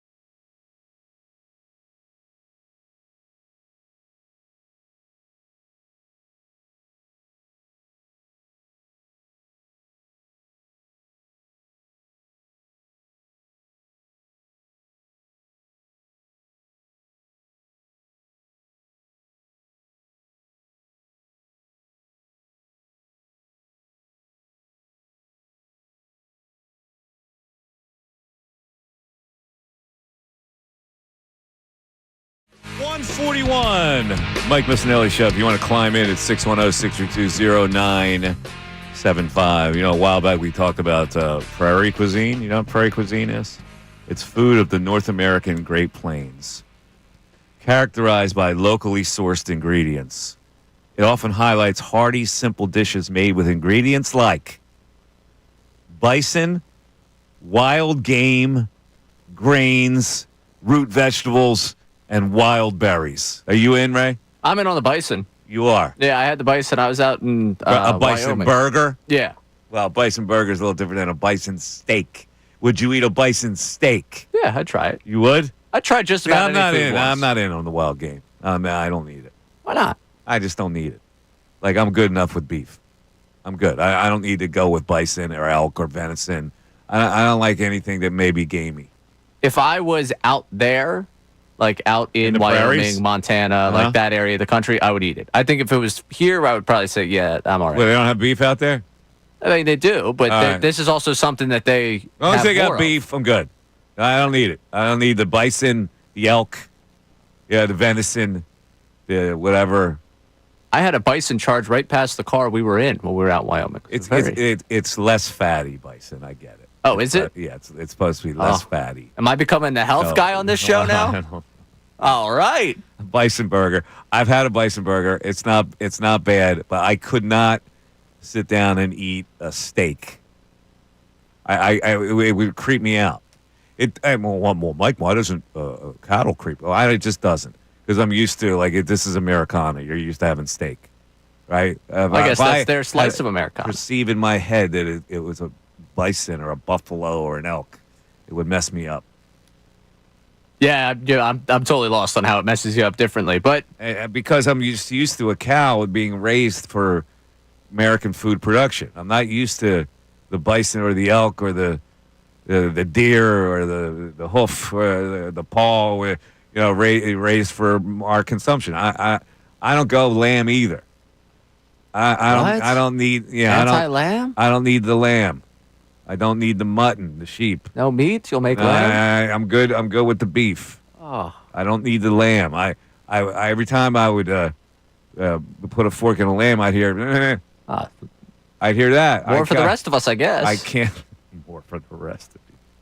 I'm a big fan of lamb chops. You are a fan of lamb chops, yeah. Rare. You like them rare too? Bloody? No, not that's totally the way bloody. you're supposed to serve them. I mean, I'm not the rarest of rare. I like a little bit. Listen, I have a Be cooked problem. A little bit more. Italians use veal a lot, and I have a problem with the veal part of it. I'm good with the beef. I can stay with the beef for the rest of my life. I don't need the elk. But I'm just so curious. Like, is it an emotional attachment to the bison? You just see it as this pillar of strength? I feel it's abnormal when I'm cutting a slice of bison steak. It would feel abnormal to me to dig into that. It does not feel abnormal to me to have a nice filet mignon or a New York strip. See, if I'm out there, if I'm out in the Great Plains, and I was out there once, if I ever went out there again, I would go do the bison steak. I feel like it's just kind of where I'm at. They know what they're making. This is their cuisine. I'm just trying something that they're into. All right, well, yeah. Anything once for food, I think better I'm down you to than try. me. Better you than me. Let's go back to the text board. Dawood texting in? He did. What's Dawood? What's on his mind? He had a blind ranking for you. Blind ranking of what? This is off of the conversation about T.J. McConnell. Oh, okay. Blind ranking. All right, so we'll start with that. T.J. McConnell, 1 through 5. Our blind ranking back when we did the rank guys 1 through 5. You don't know who's coming next. Oh my God. Okay, let's go. Are you going to give me all white players here? No. You're not. No. T.J. McConnell 4. 4. Okay. T.J. McConnell comes in 4. Furkan Korkmaz. 5. All right. Justin I've Edwards. used up my 4 and 5. Justin Edwards 2. All right. I need 1 and 3. Weston Wilson. Oh, 3. And your number 1 player in this blind ranking is Randy Wolf. Randy Wolf? That's not bad. Actually, Randy Wolf had some years. Yeah, that was the best case scenario for you. I mean, not the fact that TJ ended up behind Justin Edwards and Weston Wilson. TJ would most people would probably go TJ 1 if they without blind ranking, right? Would they? I don't know. It's either Randy Wolf or TJ. I think here. I mean, Wolf at least had an all-star appearance in there. Granted, it was the Phillies at that point. Most people would go TJ because they love their little buddy. They love their little buddy TJ. I don't know. Yes, they would. He's got a perfect name too. He doesn't he look like a TJ? A perfect little spunky little TJ. Yeah, people here would probably go TJ one, especially right now. The TJ Love Fest is. It reminds me of PJ. You know, the PJs. PJs? You know, last year I ran to PJ Tucker at Sips. Haven't yet done that this year. I don't know if he's still around. Where? Sips. He was out and about. Really? Yeah. I don't know, Wednesday. Huh. Wondered if PJ Tucker's still hanging around. What's he doing here? Maybe he liked it. He likes Philly? Yeah. Philly, what's not to love? All right. One more text. Bison does not taste gamey. Bison tastes like beefier beef. Yeah. You can get bison at Ted's Montana Grill. That's the point. It's beefier beef. That makes it gamier. Beefier beef. Do we have the point? Something around here that would... I don't need beefier beef. I want beef. I like the taste of beef. I don't want to have to improve on the taste of beef. Have you ever been to a Ted's Montana Grill? No. Why, they have bison? Apparently so. I'm trying to figure out where they are. You used to be able to, in the Italian market, a guy sells weird meats like that. I forget what the place is called. There's a place down there where you can get all kinds of weird gamey meats. There's one in Delaware. There's one in New York City. All right. Really? I'm not going to New York venison? City. Do you eat venison? I think I've had it in my life. I can't tell you if I have a real strong take on it. Way gamey. Oh, way strong and gamey. I don't know how you can stand it. I would. Might as well drink a quart of blood. Seriously. We had some people chime in earlier about Ted Lasso as well. Yeah. All right. Why don't I get it? But actually, you found some, really? I guess, negative-ish. It was a nice, positive show. It was overhyped for sure. Yeah. It really was overhyped. I mean, people love it. It's all they talked about. So man, this show must be really good. Everybody's talking about it. And I went through the first couple seasons and I go, I don't get it. What is so wonderful about this show? Another texter, Mike has always had a contrarian streak, but he's also a subtext guy, which is why sitcoms don't appeal to him or Anthony. I don't know. I don't. Sitcoms like Seinfeld appeals to me a great deal.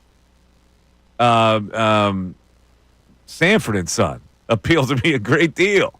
The Flintstones appeal to me a great deal. They're sitcoms. Is the Flintstones The Office I hate with a passion. Friends I hated with a passion. Everybody Loves Raymond I hated with a passion. That other one with Kevin James I hated. I'm just odd like that, I guess. Another texter compared Ted Lasso is like The Office. You think Michael Scott is just an idiot, but he's always there and loves everyone. Same with Lasso. He motivates men. I hate those characters on The Office, every one of them. Here's my routine to decompress from this show is to get home and watch Seinfeld for 2 hours, 4 episodes. Comedy Central, right? Comedy Central runs it until 5 o'clock when The Office comes on. So sometimes I'll have the TV, it'll still be on, and I'll be wandering around. I've had 4 episodes, that's plenty. Here comes The Office. And so I sit down and I go, I can't stand these people. Yeah, I don't get the quirkiness of it. I enjoyed it. I enjoyed The Office. I enjoyed Friends. I enjoyed Everybody Loves Raymond. I just don't. I think it's too superficial for you. I don't know. I hate that whole Friends thing where everybody in their mid-30s hangs out together and the good girls are friends with the guys and the guys are friends with the girls. And everybody has a crush on each other, and the guy actually wants to start up a relationship, but it's prohibited because they're friends and they have that enough. What's so wrong with that dynamic? Oh, that's your dynamic. I'm way past that dynamic at this point. So you can't just look at them like, wow, yeah, I remember life like that. All right. One thing before we go ahead and get out of here, I want to move on with this here. Pro Football Focus was the website that had betting the Eagles as the under 11.5 is a good bet. Minus 135 for the under. The over is plus 115. The favorite is the under, Ray. Which is, given the conversation we've had about the schedule, I guess I understand because they're saying what? There's 10, 11 playoff teams on the schedule. So you're saying that 10 playoff teams, including road games against the Chiefs, Bucks, Vikings, and Bills. 135, minus 135. The favorite is the under, and major marketplace money coming in on the under for the Eagles. I guess Eagles fans haven't gotten to betting yet because usually we're a market that floods the over of whatever we are. I don't know, man. You have them at 11, right? I have them at 11. That's right in line with what I had. You know, we need the ultimate Mike parlay here. Next time you don't feel good about a Phillies game, parlay that Phillies game with the Eagles under. And we'll just wait to see what that ticket catches out I can tell you right for. now that I like the under, just like these folks like the under. Because when I did the schedule, I came up with 11. And I think there's going to be attrition from last year. And that 11, by the way, is going to still win the division. My 12 wins, that's the high end of my range for them. I don't see them as a 13-14 again this season. I don't either. I think that, like, 13, now, maybe that's the max I can get to. I can't get to 14. That's going to make it for a great season on Sports Talk Radio. Certainly. I think the start of the season is going to make for... They lose some games, and there's going to be all kinds of angst within this fan base. We had an all-time opening month and a half, and then we had the all-time run of, this team's good. How else do you slice it? I mean, that stretch they got, like, after the Cleveland game, with the Sirianni bringing out the kids and all that stuff, beyond that, every week we could talk about the passing offense. Yeah. But it was like, all right, this defense is starting to figure out, this team has figured out a way to win, and they just keep winning. Here's the ominous thing that they write in Pro Football Focus. The 4 healthiest teams last year were the Ravens, the Falcons, the Vikings, and the Eagles. So by putting that out there, they're saying, you better watch out because they won't be as healthy this year. And we saw that post-Super Bowl run. Or Super Bowl win and if that's the case, that could justify the under 11.5 wins for the Eagles because 1 year does not portend for another year. If you're healthy last year, chances are you're not going to be as healthy this year. Yeah, and that health, I mean, especially the offensive line. We saw guys miss time. Statler was able to patch it up at that time, but what they've done to keep defenders away from Saquon Barkley, you think about the number of hits he didn't take last year, the number of yards he got before contact last year. And then, of course, I think everyone's going to be, every time he touches the ball this year, thinking about the fact that he had the workload he did a season ago. Yep. All right. Phillies tonight, ladies and gentlemen. I love them tonight. Minus 195 money line. I love the Phillies to win this game tonight. In fact, I love them. If I was a bet man, I'd bet on them right now to sweep this series. I don't think the Marlins have anything for them in 4 games. So love it. Are you liking that tonight? You liking the Phillies at minus 195? Against this team, I've seen enough of this Marlins team. I'm at the point where you're watching this. Yeah, I don't know where they got these guys. These guys are all young guys that probably don't belong in the big leagues yet. You know? I mean, you can see some flashes. Like the left-handed kid with the blonde hair looks like he's a good player. He's going to be a good player. Yeah, they'll figure it out for a year. They'll end up getting a wild card spot, and they'll end up blowing it up again. All right, ladies and gentlemen, thanks for listening. We really appreciate it. Stay tuned for Unfiltered. That's coming up next right here on 97.5 The Fanatic. Everybody have a great rest of